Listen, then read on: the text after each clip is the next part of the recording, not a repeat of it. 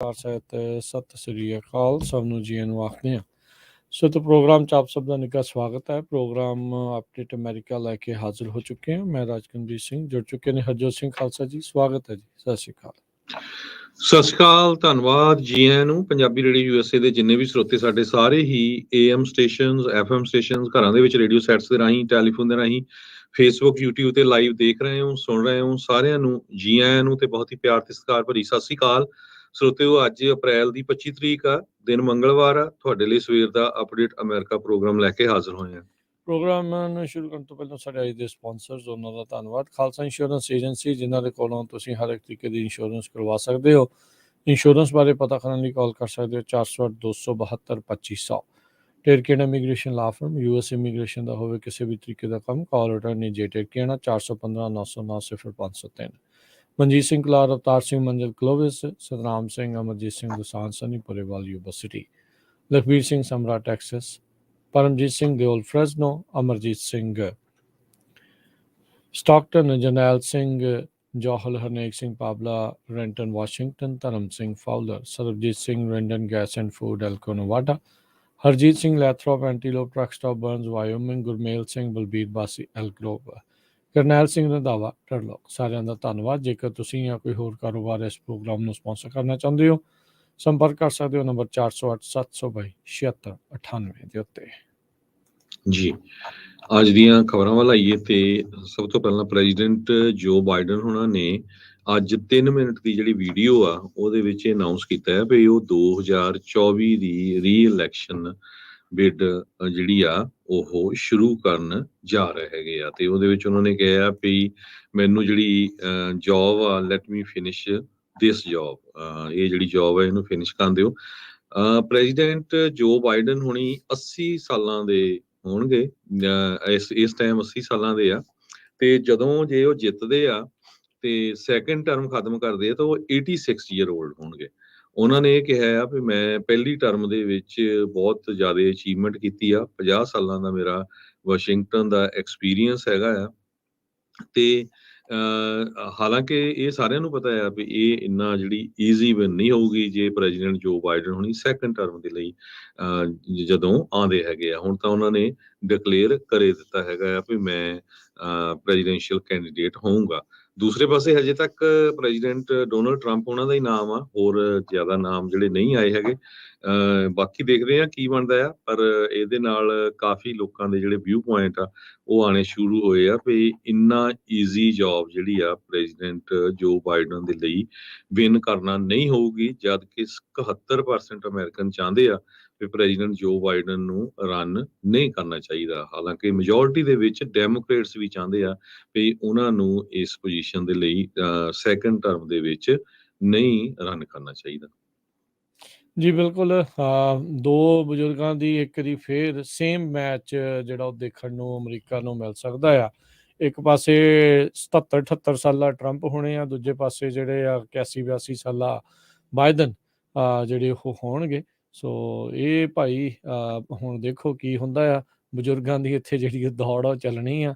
ਨਹੀਂ ਤਾਂ ਮੇਲਿਆਂ ਦੇ ਵਿੱਚ ਬਜ਼ੁਰਗਾਂ ਦੀਆਂ ਦੌੜਾਂ ਦੇਖੀਆਂ ਜਾਂਦੀਆਂ ਸੀ, ਹੁਣ ਮੁਲਕ ਚਲਾਉਣ ਲਈ ਵੀ ਇਹ ਜਿਹੜੀਆਂ ਦੌੜਾਂ ਆਪਣੇ ਸਾਹਮਣੇ ਆ। ਉਹ ਵੀ ਕਹਿੰਦੇ ਆ ਵੀ ਮੇਕ ਅਮਰੀਕਾ ਗ੍ਰੇਟ ਅਗੇਨ, ਵੀ 4 ਸਾਲ ਲਾ ਕੇ ਉਹਨਾਂ ਕੋਲ ਕੰਮ ਪੂਰਾ ਨਹੀਂ ਹੋਇਆ। ਤੇ ਹੁਣ ਕਹਿੰਦੇ ਜੀ ਬਾਈਡਨ ਹੋਣੀ ਕਹਿੰਦੇ ਵੀ 4 ਸਾਲ ਜਿਹੜੇ ਆ ਉਹ ਤੋਂ ਬਾਅਦ 'ਚ ਮੈਂ ਵੀ ਜਿਹੜਾ ਕੰਮ ਆਪਣਾ ਅਗਲੀ ਵਾਰੀ ਜਿਹੜਾ ਉਹ ਪੂਰਾ ਕਰੂੰਗਾ। ਸੋ ਲੋਕਾਂ ਨੂੰ ਦੇਖਣਾ ਪੈਣਾ, ਸੋਚਣਾ ਪੈਣਾ ਕੀ ਜਿਹੜਾ ਹੋਊਗਾ। ਦੂਜੇ ਪਾਸੇ ਜਿਹੜਾ ਹਰਜੋਤ ਸਿੰਘ ਰਿਪਬਲਿਕਨ ਖੇਮੇ 'ਚ ਨਿੱਕੀ ਹੈਲੀ, ਡਿਸੈਂਟਸ ਲੱਗਦਾ ਨਹੀਂ ਜਿਹੜਾ ਡਿਸੈਂਟਸ ਆ ਉਹ ਹੋਣਗੇ, ਕਿਉਂਕਿ ਟਰੰਪ ਹੁਣਾਂ ਨੇ ਡਿਸੈਂਟਸ ਦੇ ਉਲਟ ਬਹੁਤ ਸਾਰੀਆਂ ਐਡਸ ਆਲਰੇਡੀ ਰਨ ਕਰਨੀਆਂ ਸ਼ੁਰੂ ਕੀਤੀਆਂ ਆ। ਤੇ ਜਾਪਾਨ ਦੇ ਵਿੱਚ ਡਿਸੈਂਟਸ ਪਹੁੰਚੇ ਸੀਗੇ ਤੇ ਉਹਨਾਂ ਨੂੰ ਇਸ ਦੇ ਬਾਰੇ ਜਦ ਪੁੱਛਿਆ ਗਿਆ ਤੇ ਕਹਿੰਦੇ ਵੀ ਕੋਈ ਨਹੀਂ, ਦੇਖਾਂਗੇ ਜੇ ਮੈਂ ਇਸ ਦੌੜ ਦੇ ਵਿੱਚ ਆਇਆ ਉਦੋਂ। ਤੇ ਜਿਸ ਤਰੀਕੇ ਦੇ ਨਾਲ ਉਹ ਬਿਹੇਵ ਕਰ ਰਹੇ ਆ, ਪਰਸਨੈਲਿਟੀ ਜਿੱਦਾਂ ਉਹਨਾਂ ਦੀ ਨਿਕਲ ਕੇ ਆ ਰਹੀ ਇੱਦਾਂ ਦੇ ਸਵਾਲਾਂ ਦੇ ਉੱਤੇ, ਤਾਂ ਉਸ ਦਾ ਫਾਇਦਾ ਉਹਨਾਂ ਨੂੰ ਘੱਟ ਤੇ ਟਰੰਪ ਹੁਣਾਂ ਨੂੰ ਇਨਫੈਕਟ ਜ਼ਿਆਦਾ ਜਿਹੜਾ ਇਸ ਟਾਈਮ ਹੋ ਰਿਹਾ ਆ। ਰੀਮੈਚ ਅਮਰੀਕਾ ਨੂੰ 2024 ਦੇ ਵਿੱਚ ਦੇਖਣ ਨੂੰ ਜਿਹੜਾ ਉਹ ਮਿਲ ਸਕਦਾ ਹੈਗਾ ਆ। ਅਗਲੀ ਜਿਹੜੀ ਹਰਜੋਤ ਸਿੰਘ ਜੀ ਗੱਲ ਕਰਦੇ ਜਾਈਏ, ਜਿਹੜੀ ਇਸ ਟਾਈਮ ਟਰੰਪ ਹੁਣਾਂ ਦੀ ਜੇ ਗੱਲ ਕਰਦੇ ਜਾਈਏ, ਇੱਕ ਉਹਨਾਂ ਦੇ ਉਲਟ ਜਿਹੜਾ ਸਿਵਲ ਰੇਪ ਟਰਾਇਲ ਆ ਬਲਾਤਕਾਰ ਦਾ ਜਿਹੜਾ ਇੱਕ ਮਾਮਲਾ ਆ ਉਸ ਦੀ ਜਿਹੜੀ ਕਹਿੰਦੇ ਵੀ ਸ਼ੁਰੂਆਤ ਹੋ ਸਕਦੀ, ਉਹ ਟਰਾਇਲ ਜਿਹੜਾ ਉਹ ਸ਼ੁਰੂ ਹੋ ਸਕਦਾ ਆ। ਜੌਨ ਕੈਰੋਲ ਨਾਂ ਦੀ ਜਿਹੜੀ ਬੀਬੀ ਆ ਉਹਨਾਂ ਦੇ ਦੁਆਰਾ ਦੋਸ਼ ਲਾਏ ਗਏ ਆ ਕਥਿਤ ਤੌਰ ਦੇ ਉੱਤੇ ਸਾਬਕਾ ਰਾਸ਼ਟਰਪਤੀ ਟਰੰਪ, ਉਸ ਟਾਈਮ ਦੇ ਉੱਤੇ ਤਾਂ ਰਾਸ਼ਟਰਪਤੀ ਨਹੀਂ ਸੀ, ਪਰ ਉਸ ਤੋਂ ਪਹਿਲਾਂ ਮਿਡ 1990s ਦੀ ਕਹਿੰਦੇ ਵੀ ਇਹ ਘਟਨਾ ਜਿਹੜੀ ਉਹ ਇਹ ਦੱਸਦੀ ਆ। ਨਿਊਯਾਰਕ ਦੇ ਲਾ ਤੇ ਡੈਫੇਮੇਸ਼ਨ ਦੇ ਮਾਮਲੇ ਦੇ ਅਧੀਨ ਇਹ ਜਿਹੜਾ ਟਰਾਇਲ ਆ ਉਹ ਸ਼ੁਰੂ ਹੋ ਸਕਦਾ ਆ। ਜਿਹੜੀ ਕੈਰੋਲ ਆ ਉਸਨੇ ਸੂ ਕੀਤਾ ਸੀਗਾ ਟਰੰਪ ਹੋਣਾ ਨੂੰ। ਸੋ ਕਹਿੰਦੇ ਵੀ ਟਰਾਇਲ ਆਉਣ ਵਾਲੇ ਹਫ਼ਤਿਆਂ ਦੇ ਵਿੱਚ ਜਿਹੜਾ ਆ ਉਹ ਸ਼ੁਰੂ ਹੋ ਸਕਦਾ ਹੈ। ਇਹ ਉਸੇ ਦੌਰਾਨ ਹਰਜੋਤ ਸਿੰਘ ਜੀ ਪੈਰਲਲ ਚੱਲੇਗਾ। ਦੂਜੇ ਪਾਸੇ ਜਿਹੜੇ ਮਨਹੈਟਨ ਦੇ ਕ੍ਰਿਮੀਨਲ ਕੋਰਟ ਦੇ ਵਿੱਚ ਜਿਹੜੇ 34 ਫੈਲਨੀ ਕਾਊਂਟਸ ਫਾਲਸੀਫਾਈਂਗ ਬਿਜ਼ਨਸ ਰੈਕਰਡਸ ਆ ਉਸ ਦੇ ਬਾਬਤ ਵੀ ਜਿਹੜਾ ਚਰਚਾ ਜਿਹੜੀ ਉਹ ਚੱਲ ਰਹੀ ਹੈ, ਜਿਸ ਦੇ ਉੱਤੇ ਟਰੰਪ ਹੋਣਾ ਨੇ ਆਪਣੇ ਆਪ ਨੂੰ ਨਾਟ ਗਿਲਟੀ ਜਿਹੜਾ ਉਹ ਪਲੀ ਕੀਤਾ ਸੀਗਾ।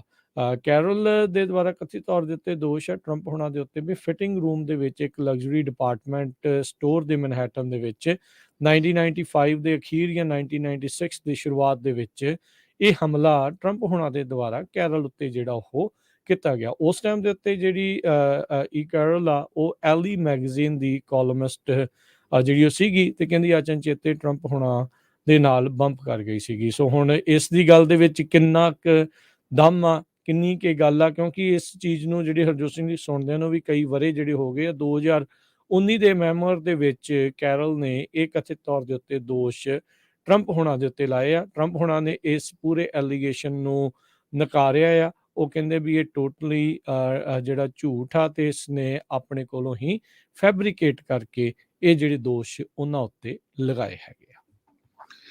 ਅਗਲੀ ਖਬਰ ਵੱਲ ਚਲੀਏ। ਸੂਡਾਨ ਯੂਕੇ ਦੀ ਗਵਰਨਮੈਂਟ ਨੇ ਲਾਰਜ ਸਕੇਲ ਇਵੈਕੂਏਸ਼ਨ ਜੋ ਇੰਗਲੈਂਡ ਦੇ ਲੋਕ ਆ ਉਹਨਾਂ ਦੀ ਉੱਥੋਂ ਸ਼ੁਰੂ ਕਰ ਦਿੱਤੀ ਹੈਗੀ ਆ। ਮਿਲਟਰੀ ਦੀਆਂ ਫੋਰਸਿਸ ਡਿਪਲੋਏ ਕੀਤੀਆਂ ਗਈਆਂ ਆ ਤਾਂ ਕਿ ਬ੍ਰਿਟਿਸ਼ ਸਿਟੀਜ਼ਨਸ ਨੂੰ ਸੁਡਾਨ ਤੋਂ ਜਲਦੀ ਕੱਢਿਆ ਜਾ ਸਕੇ। ਪਿਛਲੇ 72 ਘੰਟਿਆਂ ਤੋਂ ਉੱਥੇ ਇੱਕ ਤਰ੍ਹਾਂ ਦੇ ਨਾਲ ਸੀਜ਼ ਫਾਇਰ ਚੱਲ ਰਹੀ ਆ ਤਾਂ ਕਿ ਵੱਖ-ਵੱਖ ਮੁਲਕਾਂ ਦੇ ਲੋਕ ਉੱਥੋਂ ਬਾਹਰ ਨਿਕਲ ਸਕਣ। ਅਮਰੀਕਾ ਨੇ ਆਪਣੇ ਜਿਹੜੇ ਡਿਪਲੋਮੈਟਸ ਆ, ਅੰਬੈਸੀ ਸਟਾਫ, ਉਹ ਤਾਂ ਆਲਰੇਡੀ ਕੱਢ ਰਿਹਾ ਸੀ, ਪਰ ਕਾਫੀ ਵੱਡੀ ਗਿਣਤੀ ਦੇ ਵਿੱਚ ਨਾਨ ਪ੍ਰੋਫਿਟ ਆਰਗੇਨਾਈਜੇਸ਼ਨਸ ਲਈ ਕੰਮ ਕਰਨ ਵਾਲੇ ਪਲੱਸ ਸੂਡਾਨੀ ਅਮਰੀਕਨ, ਜਿਹੜੇ ਸੁਡਾਨ ਦੇ ਲੋਕ ਅਮਰੀਕਾ 'ਚ ਰਹਿੰਦੇ ਅਮਰੀਕਨ ਸਿਟੀਜ਼ਨ ਬਣ ਗਏ, ਆਪਣੇ ਵਾਪਸ ਰਿਸ਼ਤੇਦਾਰਾਂ ਨੂੰ ਮਿਲਣ ਗਏ ਸੀ ਹਜ਼ਾਰਾਂ ਦੀ ਗਿਣਤੀ 'ਚ, ਉਹਨਾਂ ਨੂੰ ਵੀ ਉੱਥੋਂ ਕੱਢਣ ਦੀ ਕੋਸ਼ਿਸ਼ ਚੱਲ ਰਹੀ ਹੈਗੀ ਆ।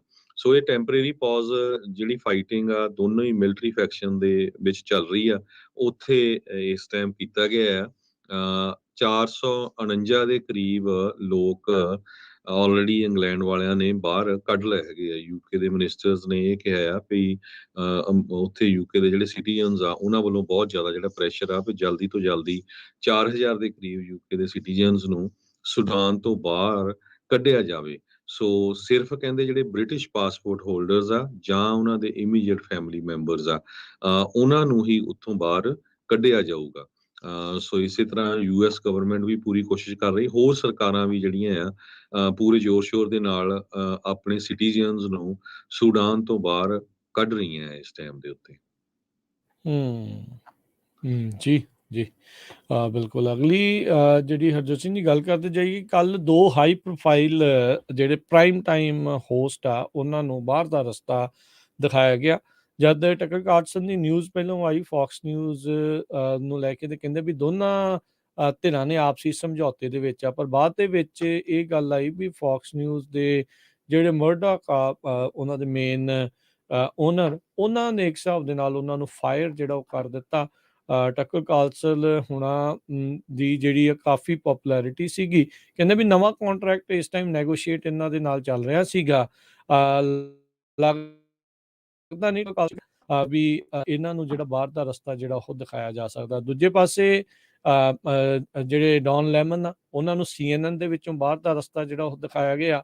ਡੌਨ ਲੈਮਨ ਨੇ ਟਵਿੱਟਰ ਦੇ ਉੱਤੇ ਇਹ ਦੋਸ਼ ਲਾਤੇ ਵੀ ਮੇਰੇ ਨਾਲ ਗੱਲ ਕੀਤੇ ਬਗੈਰ ਮੈਨੂੰ ਬਾਹਰ ਦਾ ਰਸਤਾ ਦਿਖਾਇਆ ਗਿਆ, ਜਿਸ ਦੇ ਉੱਤੇ ਬਾਅਦ 'ਚ CNN ਵਾਲਿਆਂ ਨੇ ਆਪਣੀ ਸਫਾਈ ਜਿਹੜੀ ਉਹ ਦੇਣੀ ਸ਼ੁਰੂ ਕਰ ਦਿੱਤੀ। ਉਹ ਕਹਿੰਦੇ ਜੀ ਨਹੀਂ, ਇਹਨਾਂ ਨੂੰ ਮੌਕਾ ਦਿੱਤਾ ਗਿਆ ਸੀਗਾ ਹਾਇਰ ਮੈਨੇਜਮੈਂਟ ਦੇ ਨਾਲ ਗੱਲ ਕਰਨ ਦਾ, ਪਰ ਇਹਨਾਂ ਨੇ ਟਵਿੱਟਰ ਵਾਲਾ ਜਿਹੜਾ ਉਹ ਰਾਹ ਚੁਣ ਲਿਆ। ਕਈ ਸਾਲਾਂ ਦੇ ਲਈ ਇਹ ਦੋਨੋਂ ਹੀ ਜਾਣੇ ਆਪੋ ਆਪਣੇ ਇਹਨਾਂ ਨੈਟਵਰਕਸ ਦੇ ਉੱਤੇ ਜਿਹੜੇ ਉਹ ਚੱਲਦੇ ਰਹੇ ਆ, ਆਪੋ ਆਪਣਾ ਜੇ ਕਹਿ ਸਕਦੇ ਹਾਂ ਵੀ ਵਿਚਾਰ ਜਿਹੜੇ ਉਹ ਰੱਖਦੇ ਰਹੇ ਆ, ਇੱਕ ਨੂੰ ਐਕਸਟ੍ਰੀਮ ਲੈਫਟ ਤੇ ਇੱਕ ਨੂੰ ਐਕਸਟ੍ਰੀਮ ਰਾਈਟ ਦੇ ਤੌਰ ਦੇ ਉੱਤੇ ਜਿਹੜਾ ਉਹ ਮੰਨਿਆ ਜਾਂਦਾ ਸੀਗਾ। ਫੌਕਸ ਨਿਊਜ਼ ਦੇ ਵਿੱਚੋਂ ਜਦੋਂ ਟੱਕਰ ਕਾਲਸਨ ਗਏ ਉਸ ਟਾਈਮ ਦੇ ਉੱਤੇ ਆਇਆ ਆ, ਜਦੋਂ ਰੀਸੈਂਟਲੀ ਉਹਨਾਂ ਨੇ ਡੋਮੀਨੀਅਨ ਵੋਟਿੰਗ ਸਿਸਟਮ ਨੂੰ ਲੈ ਕੇ ਕਹਿੰਦੇ ਵੀ ਉਹਨਾਂ ਦੇ ਦੋਸਤ ਸੀਗੇ ਇਸ ਵੋਟਿੰਗ ਸਿਸਟਮ ਦੇ ਵੀ ਫੌਕਸ ਨਿਊਜ਼ ਦੇ ਉੱਤੇ ਝੂਠ ਬੋਲਿਆ ਗਿਆ ਸਾਡੇ ਬਾਰੇ। ਸੋ $787 ਮਿਲੀਅਨ ਦਾ ਜਿਹੜਾ ਡੈਫਾਮੇਸ਼ਨ ਲਾਸੂਟ ਆ ਉਸ ਨੂੰ ਸੈਟਲ ਜਿਹੜਾ ਇਹਨਾਂ ਨੇ ਕੀਤਾ ਸੀਗਾ। ਡੌਨ ਲੈਮਨ ਉਹ ਵੀ ਬਹੁਤ ਹਰਜੋਤ ਸਿੰਘ ਜੀ ਉਹਨੂੰ ਬੜੇ ਟਾਈਮਿੰਗ ਦਿੰਦੇ ਰਹੇ, ਕਦੀ ਰਾਤ ਨੂੰ, ਕਦੀ ਦਿਨੇ, ਕਦੀ ਕਿਤੇ, ਪਰ ਇਵੈਂਚੁਅਲੀ ਜਿਹੜਾ ਆ ਉਸ ਨੂੰ ਵੀ ਹੁਣ ਬਾਹਰ ਦਾ ਰਸਤਾ ਜਿਹੜਾ ਉਹ ਦਿਖਾ ਦਿੱਤਾ ਗਿਆ ਹੈਗਾ ਆ। ਸੋ ਇਹ ਇੱਕ ਲੋਕ ਇਸ ਗੱਲੋਂ ਦੇਖ ਰਹੇ ਆ, ਇਸ ਚੀਜ਼ ਨੂੰ ਵੀ ਜਿਹੜਾ ਉਹ ਦੇਖ ਰਿਹਾ ਵੀ ਭਾਈ ਸ਼ਾਇਦ ਇਹ ਨੈਟਵਰਕ ਜਿਹੜੇ ਉਹ ਸੁਧਾਰ ਜਿਹੜੇ ਉਹ ਕਰਨ, ਵੀ ਭਾਈ ਕਿਤੇ ਨਾ ਕਿਤੇ ਇੰਨੇ ਜ਼ਿਆਦਾ ਐਕਸਟ੍ਰੀਮ ਇੱਕ ਪਾਸੇ ਵੱਲ ਨੂੰ ਹੋ ਕੇ ਚੱਲਣਾ ਲੋਕਾਂ ਦੇ ਰਾਸ ਜਿਹੜਾ ਉਹ ਨਹੀਂ ਆਉਂਦਾ। ਫੌਕਸ ਨਿਊਜ਼ ਦੇ ਉੱਤੇ ਜਿਹੜਾ ਇਹਨਾਂ ਦਾ ਜਿਹੜਾ ਹਰਜੋਤ ਸਿੰਘ ਜੀ ਬਾਅਦ 'ਚ ਟੱਕਰ ਕਾਲਸਨ ਦੀ ਰਿਪਲੇਸਮੈਂਟ ਦੇ ਤੌਰ ਦੇ ਉੱਤੇ ਜਿਨ੍ਹਾਂ ਨੇ ਕੀਤਾ ਸੀਗਾ, ਬਹੁਤ ਸਾਰੇ ਜਿਹੜੇ ਲੋਕਾਂ ਨੇ ਉਸ ਨੂੰ ਨਕਾਰਿਆ। ਉਹ ਕਹਿੰਦੇ ਵੀ ਨਹੀਂ, ਸਾਨੂੰ ਤਾਂ ਟੱਕਰ ਹੀ ਜਿਹੜਾ ਆ ਉਹ ਚਾਹੀਦਾ ਆ, ਜੇ ਉਹ ਨਹੀਂ ਆ ਤਾਂ ਅਸੀਂ ਫੌਕਸ ਨਿਊਜ਼ ਨੂੰ ਜਿਹੜਾ ਉਹ ਨਹੀਂ ਦੇਖਾਂਗੇ। ਸੋ ਕਾਫੀ ਜਿਹੜਾ ਹਰਜੋਤ ਸਿੰਘ ਜੀ ਇੱਥੇ ਇਸ ਟਾਈਮ ਰੌਲਾ ਰੱਪਾ ਜਿਹੜਾ ਉਹ ਚੱਲ ਰਿਹਾ ਆ ਮੀਡੀਆ ਦੇ ਵਿੱਚ, ਪੂਰੀ ਜਿਹੜੀ ਆ ਇਸ ਟਾਈਮ ਹਲਚਲ ਅਮਰੀਕਾ 'ਚ ਇਹ ਦੇਖੀ ਗਈ ਹੈ, ਦੋ ਵੱਡੇ ਨਾਵਾਂ ਨੂੰ ਬਾਹਰ ਦਾ ਰਸਤਾ ਤੋੜ ਕੇ। ਜੀ ਬਿਲਕੁਲ।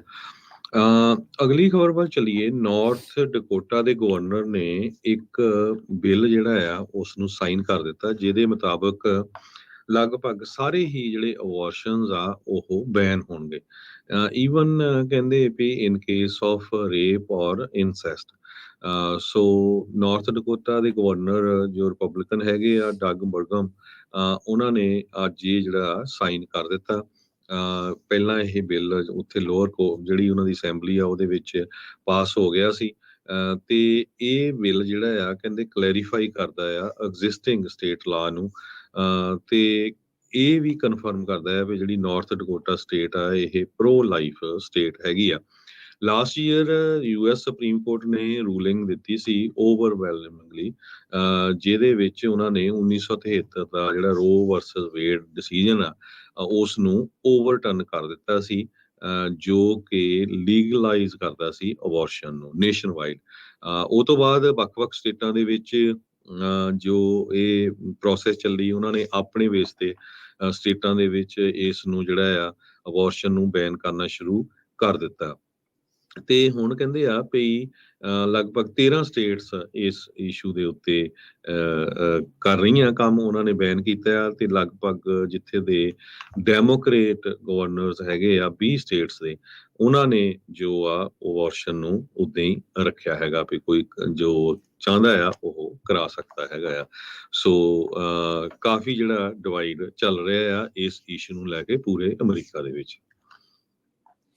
ਜੀ ਜੀ ਬਿਲਕੁਲ। ਸੋ ਇਹ ਜਿਹੜੀਆਂ ਚੀਜ਼ਾਂ ਚੱਲ ਰਹੀਆਂ ਉਧਰ ਮੋਂਟੈਨਾ ਦੇ ਵਿੱਚ, ਜਿਹੜਾ ਸਟੇਟ ਇੱਕ ਲਾਅ ਮੇਕਰ ਜਿਹੜੀ ਆ ਉੱਥੇ, ਜੋ ਕਿ ਟ੍ਰਾਂਸ ਆਪਣੇ ਆਪ ਨੂੰ ਦੱਸਦੇ ਆ, ਉਸ ਨੂੰ ਹੁਣ ਬਿਲਕੁਲ ਬੋਲਣ ਜਿਹੜਾ ਉਹ ਨਹੀਂ ਦਿੱਤਾ ਜਾ ਰਿਹਾ। ਇਸ ਮਾਮਲੇ ਵਿੱਚ ਜਿਹੜੇ ਉਸ ਦੇ ਹੱਕ ਦੇ ਵਿੱਚ ਕਈ ਲੋਕ ਆਏ ਆ, ਰੈਲੀ ਕਰ ਰਹੇ ਆ ਜਾਂ ਪ੍ਰੋਟੈਸਟ ਕਰ ਰਹੇ ਆ, ਉਸ ਨੂੰ ਬੋਲਣ ਤੋਂ ਜਿਹੜਾ ਰੋਕਣ ਦੇ ਉਲਟ ਇਸ ਮਾਮਲੇ ਵਿੱਚ ਮੋਂਟੈਨਾ ਦੇ ਵਿੱਚ 7 ਜਾਣਿਆਂ ਦੀ ਗ੍ਰਿਫਤਾਰੀ ਕੀਤੀ ਗਈ ਹੈਗੀ ਆ। ਸੋ ਐਂਟੀ ਟਰਾਂਸ ਬਿੱਲ ਮੋਂਟੈਨਾ ਦੇ ਸਦਨ ਦੇ ਵਿੱਚ ਪੇਸ਼ ਕੀਤਾ ਗਿਆ ਆ, ਜਿੱਥੇ ਕਿ ਇੱਕ ਮੋਂਟੈਨਾ ਲਾਅ ਮੇਕਰ ਉਹ ਖੁਦ ਟਰਾਂਸ ਆ, ਪਰ ਉਸ ਨੂੰ ਬੋਲਣ ਜਿਹੜਾ ਉਹ ਨਹੀਂ ਦਿੱਤਾ ਜਾ ਰਿਹਾ। ਸੋ ਉਹਦੇ ਹੱਕ ਦੇ ਵਿੱਚ ਲੋਕ ਕਹਿ ਰਹੇ ਆ ਵੀ ਉਸ ਬੀਬੀ ਨੂੰ ਜਿਹੜਾ ਆ ਉਹ ਬੋਲਣ ਦਿੱਤਾ ਜਾਵੇ। ਜਿਹੜੇ ਮੋਂਟੈਨਾ ਦੇ ਸਪੀਕਰ ਆ ਉਸ ਨੂੰ ਰੈਕੋਗਨਾਈਜ਼ ਨਹੀਂ ਕਰ ਰਹੇ। ਇਲੈਕਟਿਡ ਅਫੀਸ਼ੀਅਲ ਆ, ਉਹ ਚੁਣ ਕੇ ਜਿਹੜੀ ਇਹ ਕਹਿੰਦੇ ਵੀ ਉੱਥੇ ਪਹੁੰਚੀ ਆ, ਜ਼ੂਈ ਜ਼ੇਫਰ ਉਸਦਾ ਨਾਮ ਆ, ਜਿਹੜੀ ਉਹ ਟਰਾਂਸਜੈਂਡਰ ਖੁਦ ਆਪਣੇ ਆਪ ਨੂੰ ਕਹਿੰਦੀ ਆ, ਤੇ ਪਰ ਉਸ ਨੂੰ ਕਿਸੇ ਵੀ ਬਿੱਲ ਦੇ ਉੱਤੇ ਬੋਲਣ ਤੋਂ ਰੋਕਿਆ ਜਾ ਰਿਹਾ। ਸੋ ਇਸ ਸੈਂਸਰ ਦੇ ਉੱਤੇ ਲੋਕ ਉਸ ਦੇ ਹੱਕ ਦੇ ਵਿੱਚ ਆ ਰਹੇ ਆ ਤੇ ਪ੍ਰੋਟੈਸਟ ਜਿਹੜੇ ਹੋ ਰਹੇ ਆ, ਤੇ ਇਹ ਪ੍ਰੋਟੈਸਟ ਦੇ ਚੱਲਦਿਆਂ ਲੋਕਾਂ ਨੂੰ ਉੱਥੇ ਗ੍ਰਿਫਤਾਰ ਵੀ ਜਿਹੜਾ ਉਹ ਕੀਤਾ ਜਾ ਰਿਹਾ। ਬਹੁਤ ਥਾਵਾਂ ਦੇ ਉੱਤੇ ਜਿਹੜੀ ਹਰਜੋਤ ਸਿੰਘ ਜੀ ਕਈ ਤਰੀਕੇ ਦੀ ਜਿਹੜੀ ਉਥਲ ਪੁਥਲ ਆ ਇਸ ਟਾਈਮ ਦੇਖੀ ਜਿਹੜੀ ਉਹ ਜਾ ਰਹੀ ਆ। ਇਹ 7 ਪ੍ਰੋਟੈਸਟਰ ਕਹਿੰਦੇ ਵੀ ਇਹ ਟ੍ਰੈਸਪਾਸ ਕਰਕੇ ਅੰਦਰ ਸਦਨ ਦੇ ਵਿੱਚ ਆਉਣ ਦੀ ਜਿਹੜੀ ਉਹਨਾਂ ਨੇ ਦਾਖਲ ਹੋਣ ਦੀ ਕੋਸ਼ਿਸ਼ ਕੀਤੀ, ਕ੍ਰਿਮੀਨਲ ਟ੍ਰੈਸਪਾਸ ਮਿਸਡਿਮੀਨਰ ਦੇ ਜਿਹੜੇ ਚਾਰजेस ਆ ਇਹਨਾਂ 7 ਪ੍ਰੋਟੈਸਟਰਸ ਦੇ ਉੱਤੇ ਲਗਾ ਕੇ ਗ੍ਰਿਫਤਾਰ ਕਰ ਲਿਆ ਗਿਆ ਹੈ। ਜੀ ਅਗਲੀ ਖਬਰ ਜੇ ਇਕਨੋਮੀ ਨਾਲ ਰਿਲੇਟਡ ਗੱਲ ਕਰੀਏ ਤੇ ਯੂਐਸ ਦਾ ਜਿਹੜਾ ਕੰਜ਼ਿਊਮਰ ਕੌਨਫੀਡੈਂਸ ਆ ਉਹ ਅਪ੍ਰੈਲ ਮਹੀਨੇ ਦੇ ਵਿੱਚ ਕਾਫੀ ਡਾਊਨ ਗਿਆ ਹੈਗਾ ਆ। ਕਹਿੰਦੇ ਅਪ੍ਰੈਲ ਦੇ ਵਿੱਚ ਇਹ 101.3 ਤੇ ਇਹ ਚਲ ਗਿਆ ਕੰਜ਼ਿਊਮਰ ਦਾ ਕੌਨਫੀਡੈਂਸ, ਜੋ ਕਿ ਮਾਰਚ ਮਹੀਨੇ ਦੇ ਵਿੱਚ 104.0 ਸੀਗਾ। ਸੋ ਕਿਉਂਕਿ ਆਪਾਂ ਨੂੰ ਪਤਾ ਹੀ ਆ ਵੀ ਸਾਰਾ ਕੁਝ ਇੰਨਾ ਜ਼ਿਆਦਾ ਮਹਿੰਗਾ ਹੋਇਆ, ਇਨਫਲੇਸ਼ਨ ਹੋਈ ਆ ਤੇ ਲੋਕਾਂ ਦੇ ਉੱਤੇ ਜਿਹੜਾ ਡਰ ਵਾਲਾ ਮਾਹੌਲ ਬਣਿਆ ਆ ਵੀ ਯੂਐਸਏ ਦੇ ਵਿੱਚ ਰਿਸੈਸ਼ਨ ਇਸ ਸਾਲ ਜਾਂ ਅਗਲੇ ਸਾਲ ਆ ਸਕਦਾ ਆ। ਉਹਦੇ ਕਰਕੇ ਜਿਹੜਾ ਕੌਨਫੀਡੈਂਸ ਆ ਚੀਜ਼ਾਂ ਖਰੀਦਣ ਦਾ ਲੋਕਾਂ ਦਾ ਉਹ ਘਟਦਾ ਜਾ ਰਿਹਾ ਹੈਗਾ। ਬਹੁਤ ਸਾਰੇ ਜੋ ਕਾਰਪੋਰੇਟ ਇਕਨੋਮਿਸਟ ਆ ਉਹ ਇਹ ਕਹਿ ਰਹੇ ਆ, ਕਹਿੰਦੇ ਪਈ ਸਾਨੂੰ ਲੱਗਦਾ ਨਹੀਂ ਵੀ ਸਲੰਪ ਆਊਗਾ ਵਿਦਨ 1 ਈਅਰ, ਪਰ ਇਹ ਸਾਰਾ ਕੁਝ ਡਿਪੈਂਡ ਕਰਦਾ ਆ ਕਹਿੰਦੇ ਵੀ ਕਿਹਨੂੰ ਤੁਸੀਂ ਕੁਐਸਚਨ ਪੁੱਛਦੇ ਹੈਗੇ ਆ। 54% ਇਕਨੋਮਿਸਟ ਜੋ ਆ ਕੰਪਨੀਆਂ ਦੇ ਵਿੱਚ ਆ, ਟ੍ਰੇਡ ਗਰੁੱਪਸ ਦੇ ਵਿੱਚ ਆ, ਉਹ ਕਹਿੰਦੇ ਆ ਵੀ ਡਾਊਨਟਾਊਨ ਆਊਗਾ ਆਉਣ ਵਾਲੇ 12 ਮਹੀਨਿਆਂ 'ਚ 50% ਜਾਂ ਇਹ ਤੋਂ ਘੱਟ ਚਾਂਸ ਹੈਗੇ ਆ। 44% ਕਹਿੰਦੇ ਆ ਵੀ ਸਲੰਪ ਦੇ ਚਾਂਸ ਬਹੁਤ ਜ਼ਿਆਦਾ ਆ। ਇਹ ਜਿਹੜਾ ਸਰਵੇ ਆ ਅਪ੍ਰੈਲ 4 ਤੋਂ ਲੈ ਕੇ 12 ਤੱਕ national association of business economics ਉਹਨਾਂ ਨੇ ਕੀਤਾ ਸੀ। ਇਸੇ ਤਰ੍ਹਾਂ ਇਹ ਰਿਵਰਸਲ ਆ ਜਨਵਰੀ ਪੋਲ ਦਾ, ਜਦੋਂ 54% ਕਹਿ ਰਹੇ ਸੀ ਵੀ ਰਿਸੈਸ਼ਨ ਆਊਗਾ। ਸੋ ਇਹ ਸਾਰਾ ਕੁਝ ਡਿਪੈਂਡ ਕਰਦਾ। ਜੇ ਰੀਅਲ estate ਦੀ ਵੀ ਗੱਲ ਕਰਦੇ ਜਾਈਏ, ਕਹਿੰਦੇ ਬੇ ਏਰੀਏ ਦੇ ਵਿੱਚ ਘਰਾਂ ਦੀਆਂ ਪ੍ਰਾਈਸਾਂ ਚੜ ਗਈਆਂ ਆ। ਕਾਰਨ ਕੀ ਆ ਵੀ ਲਿਸਟਿੰਗ ਹੈ ਨਹੀਂ, ਬਹੁਤ ਸਾਰੇ ਘੱਟ ਘਰ ਆ ਜਿਨ੍ਹਾਂ ਨੇ ਖਰੀਦਣਾ ਆ ਉਹ ਹਜੇ ਵੀ ਖਰੀਦ ਰਹੇ ਆ, ਹਾਲਾਂਕਿ ਇੰਨਾ ਜ਼ਿਆਦਾ ਜਿਹੜਾ ਇੰਟਰਸਟ ਰੇਟ ਵਧਿਆ ਹੋਇਆ ਹੈਗਾ ਆ। ਸੋ ਡਿਪੈਂਡ ਕਰਦਾ ਕਿ ਇਹਨੂੰ ਤੁਸੀਂ ਕੀ ਕੁਐਸਚਨ ਪੁੱਛ ਰਹੇ ਆ, ਪਰ ਓਵਰਆਲ ਜਿਹੜੀ ਸਿਚੁਏਸ਼ਨ ਆ ਇਕਨੋਮੀ ਦੀ ਉਹ ਸਹੀ ਨਹੀਂ ਹੈਗੀ। ਈਵਨ ਦੋ ਲੇਬਰ ਡਿਪਾਰਟਮੈਂਟ ਇਹ ਕਹਿ ਰਹੀ ਆ ਵੀ ਮਾਰਚ ਮਹੀਨੇ 'ਚ ਅਸੀਂ 2,36,000 ਦੇ ਕਰੀਬ ਜੌਬਸ ਐਡ ਕੀਤੀਆਂ। ਜੌਬਸ ਹਜੇ ਬਹੁਤ ਅਵੇਲੇਬਲ ਵੀ ਹੈਗੀਆਂ ਆ। ਬੈਂਕਾਂ ਦਾ ਕ੍ਰਾਈਸਿਸ ਵੀ ਚੱਲ ਰਿਹਾ ਆ। ਆਪਾਂ ਕੱਲ ਇੱਕ ਨਵੀਂ ਬੈਂਕ ਦਾ ਤੁਹਾਨੂੰ ਦੱਸਿਆ ਸੀ ਕਿੱਦਾਂ ਲੋਕਾਂ ਨੇ ਇੰਨੀ ਵੱਡੇ ਅਮਾਉਂਟ ਦੇ ਵਿੱਚ ਪੈਸੇ ਕਢਾ ਲਏ ਹੈਗੇ ਆ। ਸਲੋ ਸੈਸ਼ਨ ਕਰਕੇ ਵੀ ਕਈ ਕਹਿ ਰਹੇ ਆ ਜੇ ਰਿਸੈਸ਼ਨ ਇਸ ਸਾਲ ਦੀ ਜਗ੍ਹਾ ਨੈਕਸਟ ਈਅਰ ਆਉਂਦਾ ਆ ਤੇ ਉਹ ਫਿਰ ਜੋ ਡੈਮੋਕ੍ਰੇਟਸ ਆ ਉਹਨਾਂ ਦੇ ਲਈ ਬੜਾ ਗੁੱਡ ਨਹੀਂ ਹੋਊਗਾ, ਕਿਉਂਕਿ ਨੈਕਸਟ ਈਅਰ ਪ੍ਰੈਜ਼ੀਡੈਂਸ਼ੀਅਲ ਇਲੈਕਸ਼ਨ ਵੀ ਹੋਣੀ ਆ, ਬਹੁਤ ਸਾਰੇ ਸੈਨੇਟਰਸ ਦੀ, ਕਈ ਸਾਰੇ ਕਾਂਗਰਸਮੈਨਾਂ ਦੀ ਜਿਹੜੀ ਇਲੈਕਸ਼ਨ ਹੋਣੀ ਹੈਗੀ ਆ। ਜੀ ਬਿਲਕੁਲ। ਸੋ ਜਦੋਂ ਯੂਐਸ ਇਕਨੋਮੀ ਦੇ ਲਈ ਜਿਹੜੇ ਵਾਰਨਿੰਗ ਸਾਈਨ ਫਲੈਸ਼ ਕੀਤੇ ਆ ਯੂਪੀਐਸ ਨੇ, ਉਸ ਦੇ ਚੱਲਦਿਆਂ ਅੱਜ ਮਾਰਕੀਟ ਥੱਲੇ ਨੂੰ ਵੀ ਜਿਹੜੀ ਜਾ ਰਹੀ ਸੀਗੀ। ਇਸ ਟਾਈਮ ਜਦੋਂ ਆਪਾਂ ਗੱਲ ਕਰ ਰਹੇ ਹਾਂ ਤਾਂ 125 ਪੁਆਇੰਟ ਮਾਰਕੀਟ ਉਹ ਥੱਲੇ ਨੂੰ ਆ। ਬਾਈਡਨ ਜਿਨ੍ਹਾਂ ਨੇ ਜਿੱਦਾਂ ਆਪਾਂ ਸ਼ੁਰੂਆਤ 'ਚ ਦੱਸਿਆ ਸੀਗਾ ਵੀ 2024 ਦੀ ਰੀ ਇਲੈਕਸ਼ਨ ਦੇ ਲਈ ਆਪਣਾ ਨਾਮ ਜਿਹੜਾ ਉਹ ਮੈਦਾਨ ਦੇ ਵਿੱਚ ਰੱਖ ਦਿੱਤਾ ਆ। ਉਹ ਇਕਨੋਮੀ ਨੂੰ ਲੈ ਕੇ ਬੜੇ ਵੱਧ ਚੜ੍ਹ ਕੇ ਗੱਲਾਂ ਜਿਹੜੀਆਂ ਉਹ ਕਰਦੇ ਆ, ਪਰ ਅਜੇ ਵੀ 40 ਸਾਲਾਂ ਦੇ ਰਿਕਾਰਡ ਤੋੜ ਮਹਿੰਗਾਈ ਜਿਹੜੀ ਉਹ ਚੱਲ ਰਹੀ ਆ। ਹਾਊਸ ਹੋਲਡ ਦੇ ਜਿਹੜੇ ਫਾਈਨੈਂਸਿਸ ਆ, ਬਜਟ ਜਿਹੜੇ ਆ ਉਹ ਉਥਲ ਪੁਥਲ ਇਸ ਟਾਈਮ ਹੋ ਚੁੱਕੇ ਆ, ਡਿਟੀਰੀਓਰੇਟ ਬਹੁਤ ਜ਼ਿਆਦਾ ਹੋਏ ਆ। ਜੌਬ ਮਾਰਕੀਟ ਜਿਸ ਦੇ ਬਾਰੇ ਬਾਈਡਨ ਹੋਣੀ ਬਹੁਤ ਵੱਧ ਚੜ੍ਹ ਕੇ ਗੱਲਾਂ ਕਰਦੇ ਇਕਨੋਮਿਕ ਟਾਕਿੰਗ ਪੁਆਇੰਟਸ ਦੇ ਵਿੱਚ, ਉਹਦੇ ਵਿੱਚ ਵੀ ਵੀਕਨੈਸ ਜਿਹੜੀ ਉਹ ਆ ਰਹੀ ਆ। ਸੋ ਇਹ ਦੇਖਣਾ ਹੋਊਗਾ ਵੀ ਜਿਹੜੀ ਰੀ ਇਲੈਕਸ਼ਨ ਉਹਨਾਂ ਨੇ ਆਪਣੀ ਜਿਹੜੀ ਉਹ ਕੀਤੀ ਆ, ਜੇ ਇਕਨੋਮਿਕ ਨੂੰ ਅਰਥਚਾਰੇ ਨੂੰ ਜਿਹੜਾ ਉਹ ਮੁੱਖ ਰੱਖ ਕੇ ਚੱਲਦੇ ਆ ਤਾਂ ਫਿਰ ਇਹਨਾਂ ਦੇ ਲਈ ਜਿਹੜਾ ਰਾਹ ਥੋੜ੍ਹਾ ਹੋਰ ਔਖਾ ਹੋ ਸਕਦਾ ਆ। ਅੱਜ ਇਹਨਾਂ ਨੇ ਆਪਣੀ ਏਜੰਡੇ ਇਸ ਇਕਨੋਮਿਕ ਏਜੰਡੇ ਦੇ ਉੱਤੇ ਸਪੀਚ ਵੀ ਜਿਹੜੀ ਉਹ ਦੇਣੀ ਆ, ਜਿਸ ਵਿੱਚ ਜਿਹੜਾ ਹਰਜੋਤ ਸਿੰਘ ਜੀ ਮੈਨੂਫੈਕਚਰਿੰਗ, ਰੀਬਿਲਡਿੰਗ ਤੇ ਗੁੱਡ ਪੇਇੰਗ ਯੂਨੀਅਨ ਜੌਬਸ ਦੇ ਉੱਤੇ ਕਹਿੰਦੇ ਆ ਵੀ ਉਹ ਗੱਲ ਕਰਨਗੇ। ਵਾਈਟ ਹਾਊਸ ਨੇ ਜਿਹੜਾ ਇਸ ਦੇ ਬਾਰੇ ਦੱਸਿਆ ਹੈਗਾ ਆ। ਸੋ ਹੁਣ ਦੇਖੋ ਕੀ ਜਿਹੜਾ ਇਸ ਦੇ ਵਿੱਚ ਬਣਦਾ ਆ, ਪਰ ਇਕਨੋਮਿਕ ਹਾਲਾਤ ਆਪਾਂ ਦੇਖ ਰਹੇ ਹਾਂ ਪਿਛਲੇ 1 ਸਵਾ ਸਾਲ ਤੋਂ ਲਗਾਤਾਰ ਕਮਜ਼ੋਰ ਹੁੰਦੇ ਨਜ਼ਰ ਆ ਰਹੇ ਆ। ਤੇ ਇਸੇ ਦੌਰਾਨ ਇਲੈਕਸ਼ਨ ਦੇ ਵਿੱਚ ਜਾਣਾ, ਖਾਸ ਕਰਕੇ ਐਂਟੀ ਇਨਕੰਬੈਂਸੀ ਦਾ ਜਿਹੜਾ ਉਹ ਸਾਹਮਣਾ ਕਰਨਾ, ਇਹਨਾਂ ਦੇ ਲਈ ਕਾਫੀ ਚੁਣੌਤੀ ਭਰਪੂਰ ਜਿਹੜਾ ਉਹ ਰਹਿਣ ਵਾਲਾ ਆ। ਜਦੋਂ ਜੇਬ ਦੇ ਵਿੱਚ ਨਾ ਹੋਣ ਡਾਲਰ ਤਾਂ ਫਿਰ ਲੋਕਾਂ ਨੂੰ ਸਾਰੀਆਂ ਖਾਮੀਆਂ ਬਹੁਤ ਆਸਾਨੀ ਦੇ ਨਾਲ ਨਜ਼ਰ ਆਉਂਦੀਆਂ। ਜਦੋਂ ਜੇਬਾਂ ਭਰੀਆਂ ਹੁੰਦੀਆਂ ਫਿਰ ਕਮੀਆਂ ਵੀ ਜਿਹੜੀਆਂ ਆ ਉਹ ਬੰਦਾ ਨਜ਼ਰ ਅੰਦਾਜ਼ ਕਰ ਜਾਂਦਾ ਆ। ਪਰ ਅਜਿਹੇ ਮੌਕੇ ਦੇ ਉੱਤੇ ਜਦੋਂ ਅਰਥਚਾਰਾ ਖਾਸ ਕਰਕੇ ਕਮਜ਼ੋਰ ਚੱਲ ਰਿਹਾ ਹੁੰਦਾ ਆ ਤਾਂ ਫਿਰ ਮੁਸ਼ਕਲ ਜਿਹੜੀ ਉਹਨਾਂ ਦੇ ਲਈ ਖਾਸ ਕਰਕੇ ਮੌਜੂਦਾ ਪ੍ਰਸ਼ਾਸਨ ਦੇ ਲਈ ਖਾਸੀ ਰਹਿੰਦੀ ਆ। ਜੀ ਬਿਲਕੁਲ। ਇਸੇ ਤਰ੍ਹਾਂ ਜਿਹੜੀ ਲੇ ਆਫ ਆ ਉਹ ਟੈਕ ਇੰਡਸਟਰੀ 'ਚ ਬਹੁਤ ਜ਼ਿਆਦਾ ਹੋਈ ਆ। ਉਹਦਾ ਵੀ ਜਿਹੜਾ ਅਸਰ ਆ ਹੁਣ ਪੈਣਾ ਸ਼ੁਰੂ ਹੋਣਾ, ਕਿਉਂਕਿ ਬਹੁਤ ਸਾਰੀਆਂ ਕੰਪਨੀਆਂ ਨੇ ਆਪਣੇ EMPLOYEES ਨੂੰ 4 ਮਹੀਨੇ ਤੋਂ ਲੈ ਕੇ 6 ਮਹੀਨੇ ਤੱਕ ਦੀ ਜਿਹੜੀ ਸੈਲਰੀ ਆ ਉਹ ਦੇ ਦਿੱਤੀ ਸੀ, ਵੀ ਇਨ ਦਾ ਮੀਨ ਟਾਈਮ ਉਹ ਜਿਹੜੀਆਂ ਜੋਬਸ ਆ ਲੱਭ ਲੈਣ। ਹਾਲਾਂਕਿ ਜੋਬਸ ਅਵੇਲੇਬਲ ਵੀ ਬਹੁਤ ਆ, ਪਰ ਇਹ ਕਾਫੀ ਜਿਹੜਾ ਟਫ ਹੈਗਾ ਆ। ਸੋ Amazon, Google, ਮਾਈਕਰੋਸਾਫਟ, ਫੇਸਬੁੱਕ ਦੀ ਪੇਰੈਂਟ ਕੰਪਨੀ ਮੈਟਾ, ਇਹਨਾਂ ਸਾਰਿਆਂ ਨੇ ਲੇ ਆਫ ਕੀਤੀ ਆ। ਪਰ ਇਹ ਸਾਰੇ ਕਾਸੇ ਦੇ ਵਿੱਚ ਇੱਕ ਇੰਟਿਊਟ ਜੋ ਕੰਪਨੀ ਹੈਗੀ ਆ ਅਕਾਊਂਟਿੰਗ ਵਾਲੀ, ਉਹ ਕਹਿੰਦੇ ਆ ਵੀ ਅਸੀਂ ਕੋਈ ਵੀ ਬੰਦਾ ਜਿਹੜਾ ਨਹੀਂ ਲੇ ਆਫ ਕੀਤਾ ਹੈਗਾ, ਤੇ ਕਹਿੰਦੇ ਵੀ ਸਾਡੀ ਕੰਪਨੀ ਬੜੀ ਸਟਰੋਂਗ ਹੈਗੀ ਆ। 17,000 ਦੇ ਕਰੀਬ ਉਹਨਾਂ ਦੇ EMPLOYEE ਆ। ਅੱਜ ਤੱਕ ਕਹਿੰਦੇ ਅਸੀਂ ਇੱਕ ਵੀ ਬੰਦਾ ਜਿਹੜਾ ਲੇ ਆਫ ਨਹੀਂ ਕੀਤਾ, ਤੇ ਆਉਣ ਵਾਲੇ ਸਮੇਂ ਦੇ ਵਿੱਚ ਵੀ ਅਸੀਂ ਕੋਈ ਬੰਦਾ ਜਿਹੜਾ ਆ ਲੇ ਆਫ ਨਹੀਂ ਕਰਨ ਜਾ ਰਹੇ ਹੈਗੇ। ਜੀ ਬਿਲਕੁਲ। ਆਪਾਂ ਇੱਥੇ ਇੱਕ ਬ੍ਰੇਕ ਲੈਂਦੇ ਹਾਂ, ਬ੍ਰੇਕ ਤੋਂ ਬਾਅਦ ਮੁੜ ਕੇ ਫਿਰ ਵਾਪਸ ਹਾਜ਼ਰ ਹੁੰਦੇ ਹਾਂ। ਖਬਰਾਂ ਦਾ ਸਿਲਸਿਲਾ ਇੱਦਾਂ ਹੀ ਜਾਰੀ ਰਹੇਗਾ। The value of each dollar fell.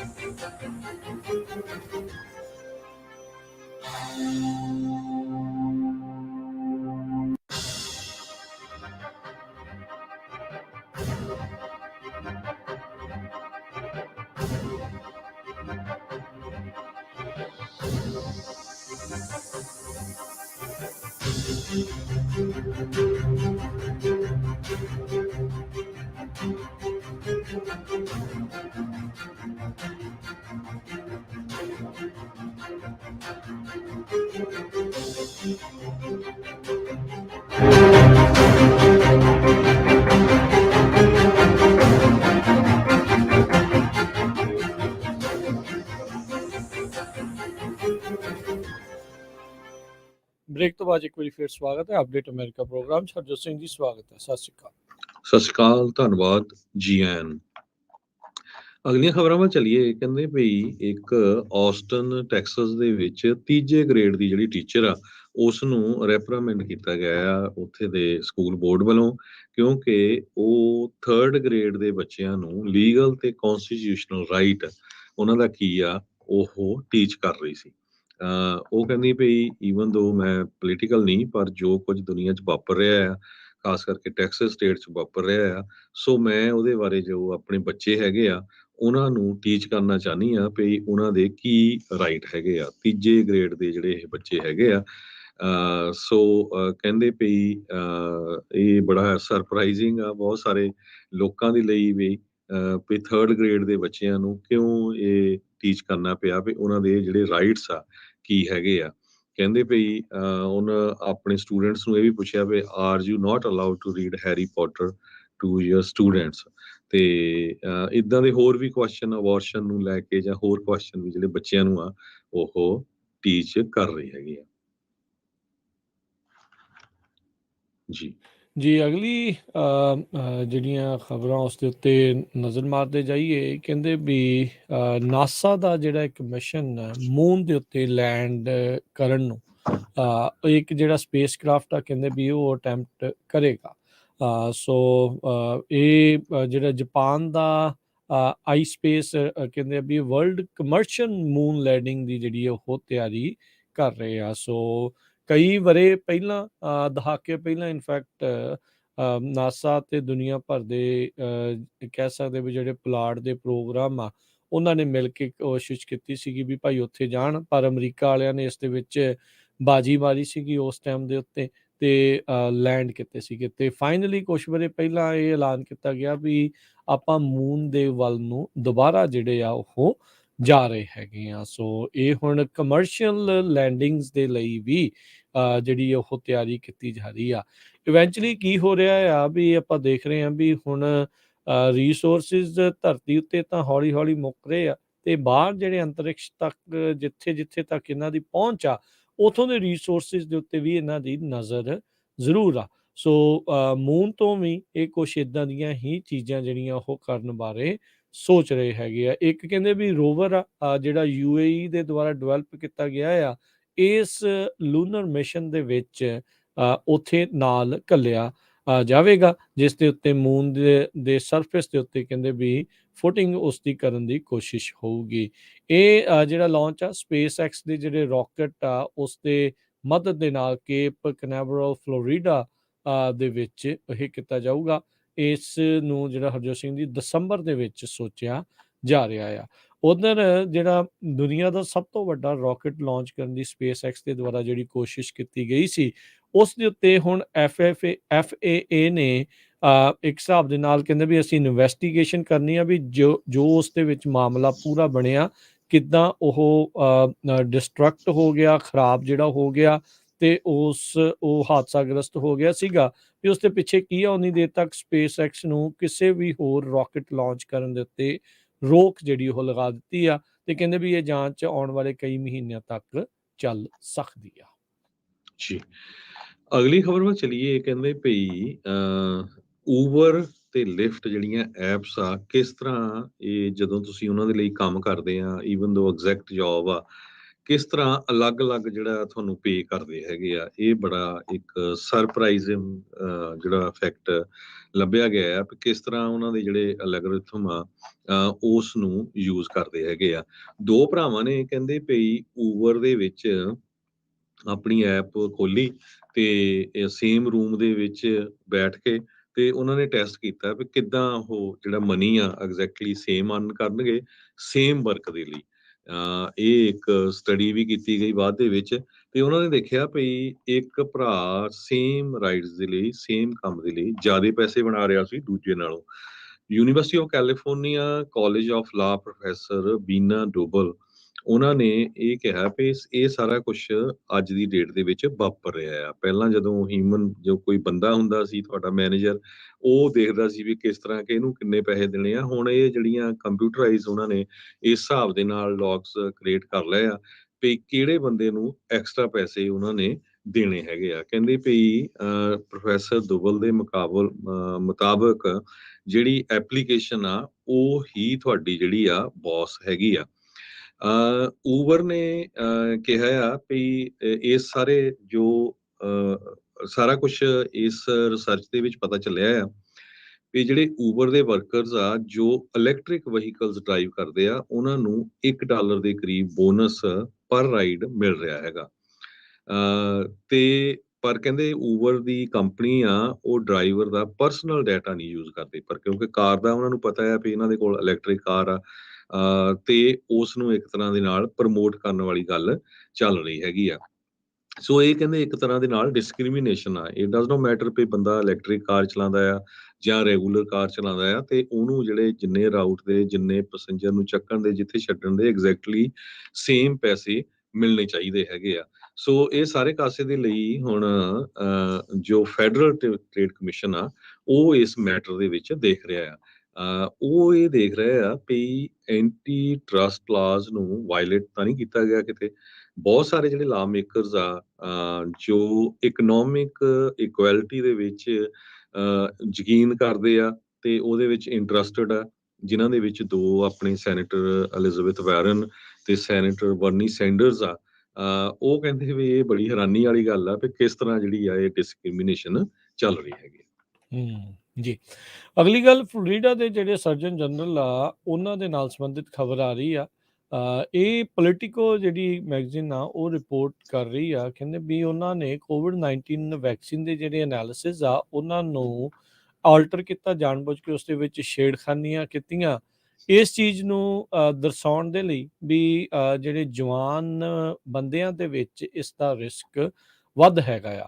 ਸੋ ਕਹਿੰਦੇ ਵੀ ਉਹਨਾਂ ਨੇ ਜਾਣਬੁੱਝ ਕੇ ਆંકੜਿਆਂ ਦੇ ਵਿੱਚ ਇਸ 'ਚ ਛੇੜਖਾਨੀ ਕਰਕੇ ਜਿਹੜਾ mRNA COVID-19 ਵੈਕਸੀਨ ਆ ਉਸ ਦੇ ਬਾਰੇ ਜਿਹੜੀਆਂ ਇਹ ਚੀਜ਼ਾਂ ਕੀਤੀਆਂ। ਕੱਲ੍ਹ ਹੀ ਪੋਲੀਟੀਕੋ ਨੇ ਇਸ ਦੇ ਉੱਤੇ ਰਿਪੋਰਟ ਪੇਸ਼ ਕੀਤੀ ਹੈ। ਪੋਲੀਟੀਕੋ ਕਹਿੰਦਾ ਵੀ ਉਹਨਾਂ ਨੂੰ ਇੱਕ ਡਾਕੂਮੈਂਟ ਉਹਨਾਂ ਦੇ ਹੱਥੇ ਲੱਗਾ ਆ, ਜਿਹੜਾ ਪਬਲਿਕ ਰੈਕਰਡ ਰਿਕੁਐਸਟ ਦੇ ਵਿੱਚ ਉਹਨਾਂ ਨੂੰ ਮਿਲਿਆ ਆ ਵੀ ਲਡਾਪੋ ਨੇ ਜਿਹੜੇ ਚੇਂਜ ਕੀਤੇ ਸੀਗੇ 8 ਪੇਜਾਂ ਦਾ ਜਿਹੜਾ ਇਹ ਐਨਾਲਿਸਿਸ ਸੀਗਾ।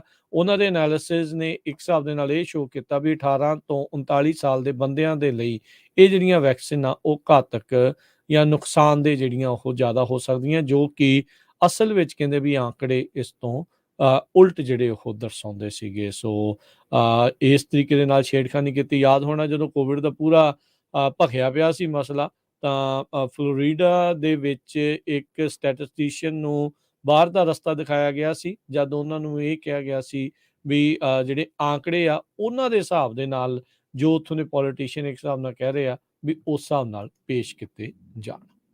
ਜੀ, ਕੱਲ ਸ਼ਾਮੀ ਵੀ ਆਪਾਂ ਖਬਰ ਸਾਂਝੀ ਕੀਤੀ ਸੀ ਕਿ ਕਿਸ ਤਰ੍ਹਾਂ ਜੋ ਫਸਟ ਰਿਪਬਲਿਕ ਬੈਂਕ ਆ ਉਹਨਾਂ ਦੇ ਸ਼ੇਅਰ ਬਹੁਤ ਜ਼ਿਆਦਾ ਡਾਊਨ ਗਏ ਆ ਕੱਲ ਜਦੋਂ ਸਟਾਕ ਮਾਰਕੀਟ ਕਲੋਜ਼ ਹੋਈ ਆ ਉਸ ਤੋਂ ਬਾਅਦ।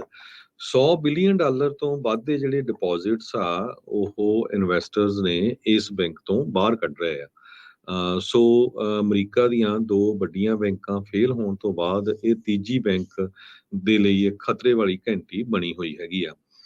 $100 ਬਿਲੀਅਨ ਲੋਕਾਂ ਨੇ ਪਹਿਲੇ ਕੁਆਰਟਰ ਦੇ ਵਿੱਚ ਮਨੀ ਘਟਾ ਲਿਆ, ਇਸ ਬੈਂਕ ਦੇ ਵਿੱਚੋਂ ਘਟਾ ਲਿਆ ਆ। ਜੇ ਦੇਖਿਆ ਜਾਵੇ ਕਹਿੰਦੇ ਭਈ 2008 ਦਾ ਜੋ ਬੈਂਕਿੰਗ ਕ੍ਰਾਈਸਿਸ ਆਇਆ ਸੀ ਉਸ ਤੋਂ ਬਾਅਦ ਐਡਾ ਵੱਡਾ ਅਸਰ ਇਸ ਬੈਂਕ ਤੇ ਪੈਣ ਜਾ ਰਿਹਾ ਹੈ। ਵਾਲ ਸਟਰੀਟ ਦੇ ਜੋ ਐਨਾਲਿਸਟ ਆ ਉਹ ਇਹ ਦੇਖ ਰਹੇ ਸੀ ਭਈ ਠੀਕ ਆ, ਬਹੁਤ ਵੱਡੀ ਗਿਣਤੀ 'ਚ ਲੋਕ ਇਸ ਬੈਂਕ 'ਚੋਂ ਪੈਸੇ ਕਢਾ ਰਹੇ ਆ, ਪਰ ਉਹਨਾਂ ਨੂੰ ਇਹ ਨਹੀਂ ਸੀ ਭਈ ਇੰਨਾ ਜ਼ਿਆਦਾ ਜਿਹੜਾ ਅਮਾਊਂਟ ਆ ਉਹ ਹੋ ਜਾਊਗਾ।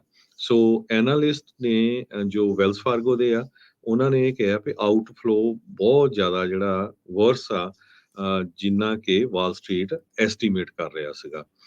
20% ਦੇ ਕਰੀਬ ਆਲਰੇਡੀ ਜਿਹੜਾ ਸਟਾਕ ਆ ਇਹਨਾਂ ਦਾ ਡਾਊਨ ਚਲੇ ਗਿਆ। ਜੇ ਅੱਜ ਵੀ ਦੇਖਿਆ ਜਾਵੇ ਜਾਂ ਕੱਲ ਵੀ ਦੇਖਿਆ ਜਾਵੇ ਫਿਡੈਲਿਟੀ ਦੇ ਜਾਂ ਹੋਰ ਸਭ ਤੋਂ ਵੱਧ ਆਰਡਰ ਸਟਾਕ ਜਿਹੜੇ ਸੀਗੇ ਉਹ ਇਸ ਬੈਂਕ ਦੇ ਸੀਗੇ। ਸੋ ਇਸੇ ਤਰ੍ਹਾਂ ਰੀਟੇਲ ਇਨਵੈਸਟਰ ਫੋਕਸਡ ਜਿਹੜੀ stockbits.com ਆ ਉਹਦੇ ਉੱਤੇ ਵੀ ਫਸਟ ਰਿਪਬਲਿਕ ਦਾ ਜਿਹੜਾ ਟਿੱਕਰ ਸੀ ਸਭ ਤੋਂ ਜ਼ਿਆਦਾ ਐਕਟਿਵ ਸੀਗਾ ਤੇ ਕਹਿੰਦੇ 36% ਬੈਂਕਾਂ ਦੇ ਫ੍ਰੀ ਫਲੋਟ ਆਫ ਸ਼ੇਅਰਸ ਆ ਉਹ ਸ਼ਾਰਟ ਹੈਗੇ ਆ। ਜੀ ਜੀ ਬਿਲਕੁਲ। ਅਗਲੀ ਜਿਹੜੀ ਹਰਜੋਤ ਸਿੰਘ ਗੱਲ ਕਰਦੇ ਜਾਈਏ, ਅਰਮੀਨੀਅਨ ਜੈਨੋਸਾਈਡ ਦਾ ਜਿਹੜਾ ਸਾਲਾਨਾ ਕਮੈਮੋਰੇਸ਼ਨ ਆ ਉਹ ਫ੍ਰੈਜ਼ਨੋ ਸਟੇਟ ਦੇ ਵਿੱਚ ਕੀਤਾ ਜਾਊਗਾ। 1915 ਦੇ ਵਿੱਚ ਜਿਹੜਾ ਆਟੋਮੈਨ ਅੰਪਾਇਰ ਆ ਉਹਨਾਂ ਦੇ ਹੱਥੋਂ ਕਹਿੰਦੇ ਵੀ 1.5 ਮਿਲੀਅਨ ਅਰਮੀਨੀਅਨ ਆ ਉਹਨਾਂ ਦਾ ਕਤਲੇਆਮ ਕੀਤਾ ਗਿਆ ਸੀ। ਅਰਮੀਨੀਅਨ ਲੋਕ ਕਾਫੀ ਇਸ ਫ੍ਰੈਜ਼ਨੋ ਇਲਾਕੇ ਦੇ ਵਿੱਚ ਰਹਿੰਦੇ ਆ ਤੇ ਉਹਨਾਂ ਦੀ ਜਿਹੜੀਆਂ ਫਾਊਂਡੇਸ਼ਨਸ ਆ ਇਸ ਦੇ ਵਿੱਚ ਕਹਿੰਦੇ ਵੀ ਸਾਲਾਨਾ ਤੌਰ ਦੇ ਉੱਤੇ ਇਸ ਜੈਨੋਸਾਈਡ ਨੂੰ ਉਸ ਦੇ ਵਿੱਚ ਮਾਰੇ ਗਏ ਲੋਕਾਂ ਨੂੰ, ਕਤਲ ਹੋਏ ਲੋਕਾਂ ਨੂੰ ਜਿਹੜਾ ਉਹ ਯਾਦ ਕਰਦੇ ਨੇ। ਸੋ ਫ੍ਰੈਜ਼ਨੋ ਸਟੇਟ ਜਿਹੜੀ ਯੂਨੀਵਰਸਿਟੀ ਆ ਉੱਥੇ ਇਹ ਸਾਲਾਨਾ ਸਮਾਗਮ ਜਿਹੜਾ ਆ ਇਸ ਵਾਰ ਵੀ ਕੀਤਾ ਜਾਵੇਗਾ। ਜੀ, ਅਗਲੀ ਖਬਰ ਵੱਲ ਚਲੀਏ। ਜਿਹੜੇ ਇੱਕ ਟਾਈਮ ਦੇ ਉੱਤੇ ਇੰਗਲੈਂਡ ਦੇ ਜਿਹੜੇ ਪ੍ਰਾਈਮ ਮਿਨਿਸਟਰ ਆ ਸੁਨਾਕ ਰਿਸ਼ੀ ਪੰਜਾਬੀ ਮੂਲ ਦੇ ਆ, ਬਹੁਤ ਸਾਰੇ ਆਪਣੇ ਪੰਜਾਬੀ ਖੁਸ਼ ਵੀ ਸੀ ਲਓ ਵੀ ਅਜੇ ਵੀ ਪ੍ਰਾਈਮ ਆਪਾਂ ਮਿਨਿਸਟਰ ਹੀ ਆ। ਹਾਂਜੀ ਜੀ, ਵੀ ਆਪਾਂ ਗੋਰਿਆਂ ਨੂੰ ਕੱਢਿਆ ਸੀ ਇੰਡੀਆ ਦੇ ਵਿੱਚੋਂ ਤੇ ਹੁਣ ਉਹਨਾਂ ਦੇ ਮੁਲਕ 'ਚ ਜਾ ਕੇ ਸਾਡਾ ਜਿਹੜਾ ਪ੍ਰਾਈਮ ਮਿਨਿਸਟਰ ਬਣ ਗਿਆ ਆ।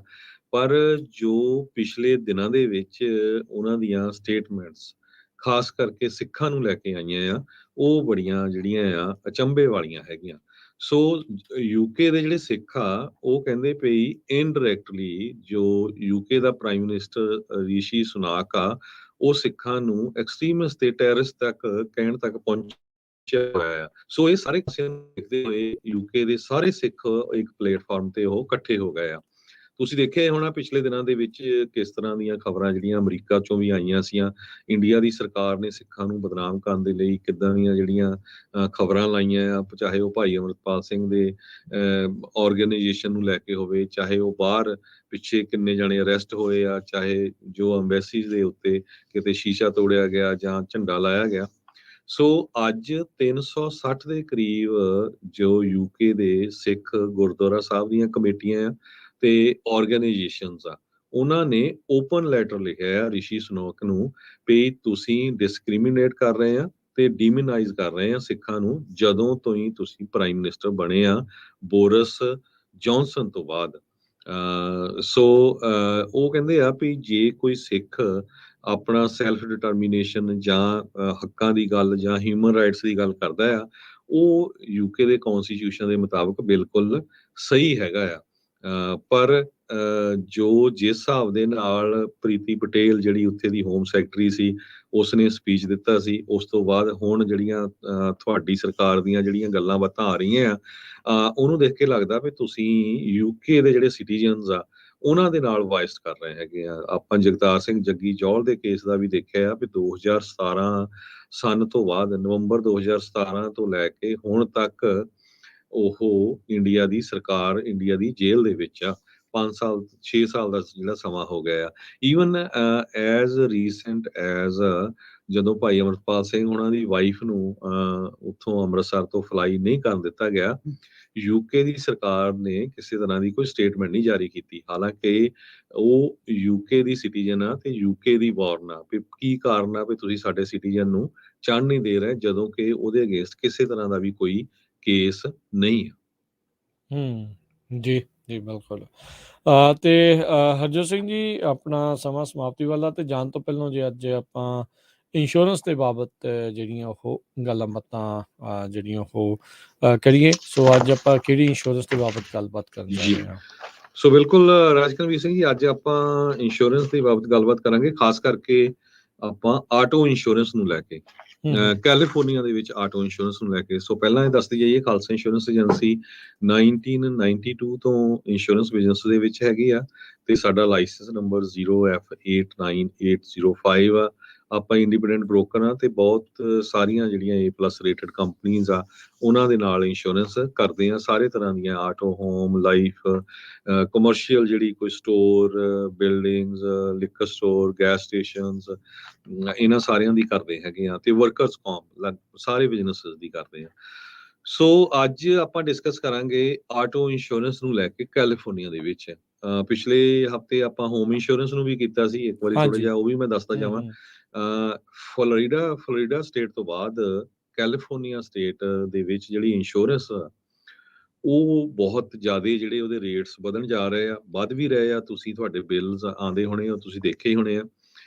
ਸੋ ਇਹ ਇੱਕ ਬਹੁਤ ਵੱਡਾ ਇਸ਼ੂ ਬਣ ਜਾ ਰਿਹਾ ਕੈਲੀਫੋਰਨੀਆ 'ਚ। ਉਹ ਮੈਂ ਪਿਛਲੇ ਹਫਤੇ ਵੀ ਐਕਸਪਲੇਨ ਕੀਤਾ ਸੀ ਕਿਸ ਤਰ੍ਹਾਂ ਪ੍ਰੋਪੋਜੀਸ਼ਨ 103 ਨੂੰ ਲੈ ਕੇ ਇੰਸ਼ੋਰੈਂਸ ਕੰਪਨੀਆਂ ਰੇਟ ਵਧਾ ਨਹੀਂ ਸਕਦੀਆਂ, ਪਰ ਇਨਫਲੇਸ਼ਨ ਇੰਨੀ ਵੱਧ ਗਈ ਆ, ਕ੍ਰਾਈਮ ਇੰਨਾ ਵੱਧ ਗਿਆ, ਇੰਸ਼ੋਰੈਂਸ ਕੰਪਨੀਆਂ ਨੇ $26 ਬਿਲੀਅਨ ਪਿਛਲੇ ਸਾਲ ਲੂਜ਼ ਕੀਤਾ, ਤੇ ਇਸ ਸਾਲ ਵੀ ਬਹੁਤ ਲੂਜ਼ ਕਰ ਰਹੀਆਂ। ਸੋ ਅਲਟੀਮੇਟਲੀ ਉਹਨਾਂ ਨੇ ਇਨਡਾਇਰੈਕਟਲੀ ਇਹ ਇਦਾਂ ਦੀਆਂ ਕੰਡੀਸ਼ਨਾਂ ਲਾਤੀਆਂ ਵੀ ਉਹ ਨਵਾਂ ਬਿਜ਼ਨਸ ਨਹੀਂ ਲਿਖਣਾ ਚਾਹੁੰਦੇ। ਜਿਹੜੇ ਪੁਰਾਣੀਆਂ ਜਿਨ੍ਹਾਂ ਦੀਆਂ ਚੱਲ ਰਹੀਆਂ ਉਹਨਾਂ ਦੇ ਕਿਸੇ ਦੇ 15, 20, 25%, 30% ਤੱਕ ਵੀ ਰੇਟ ਵੱਧ ਰਹੇ ਆ।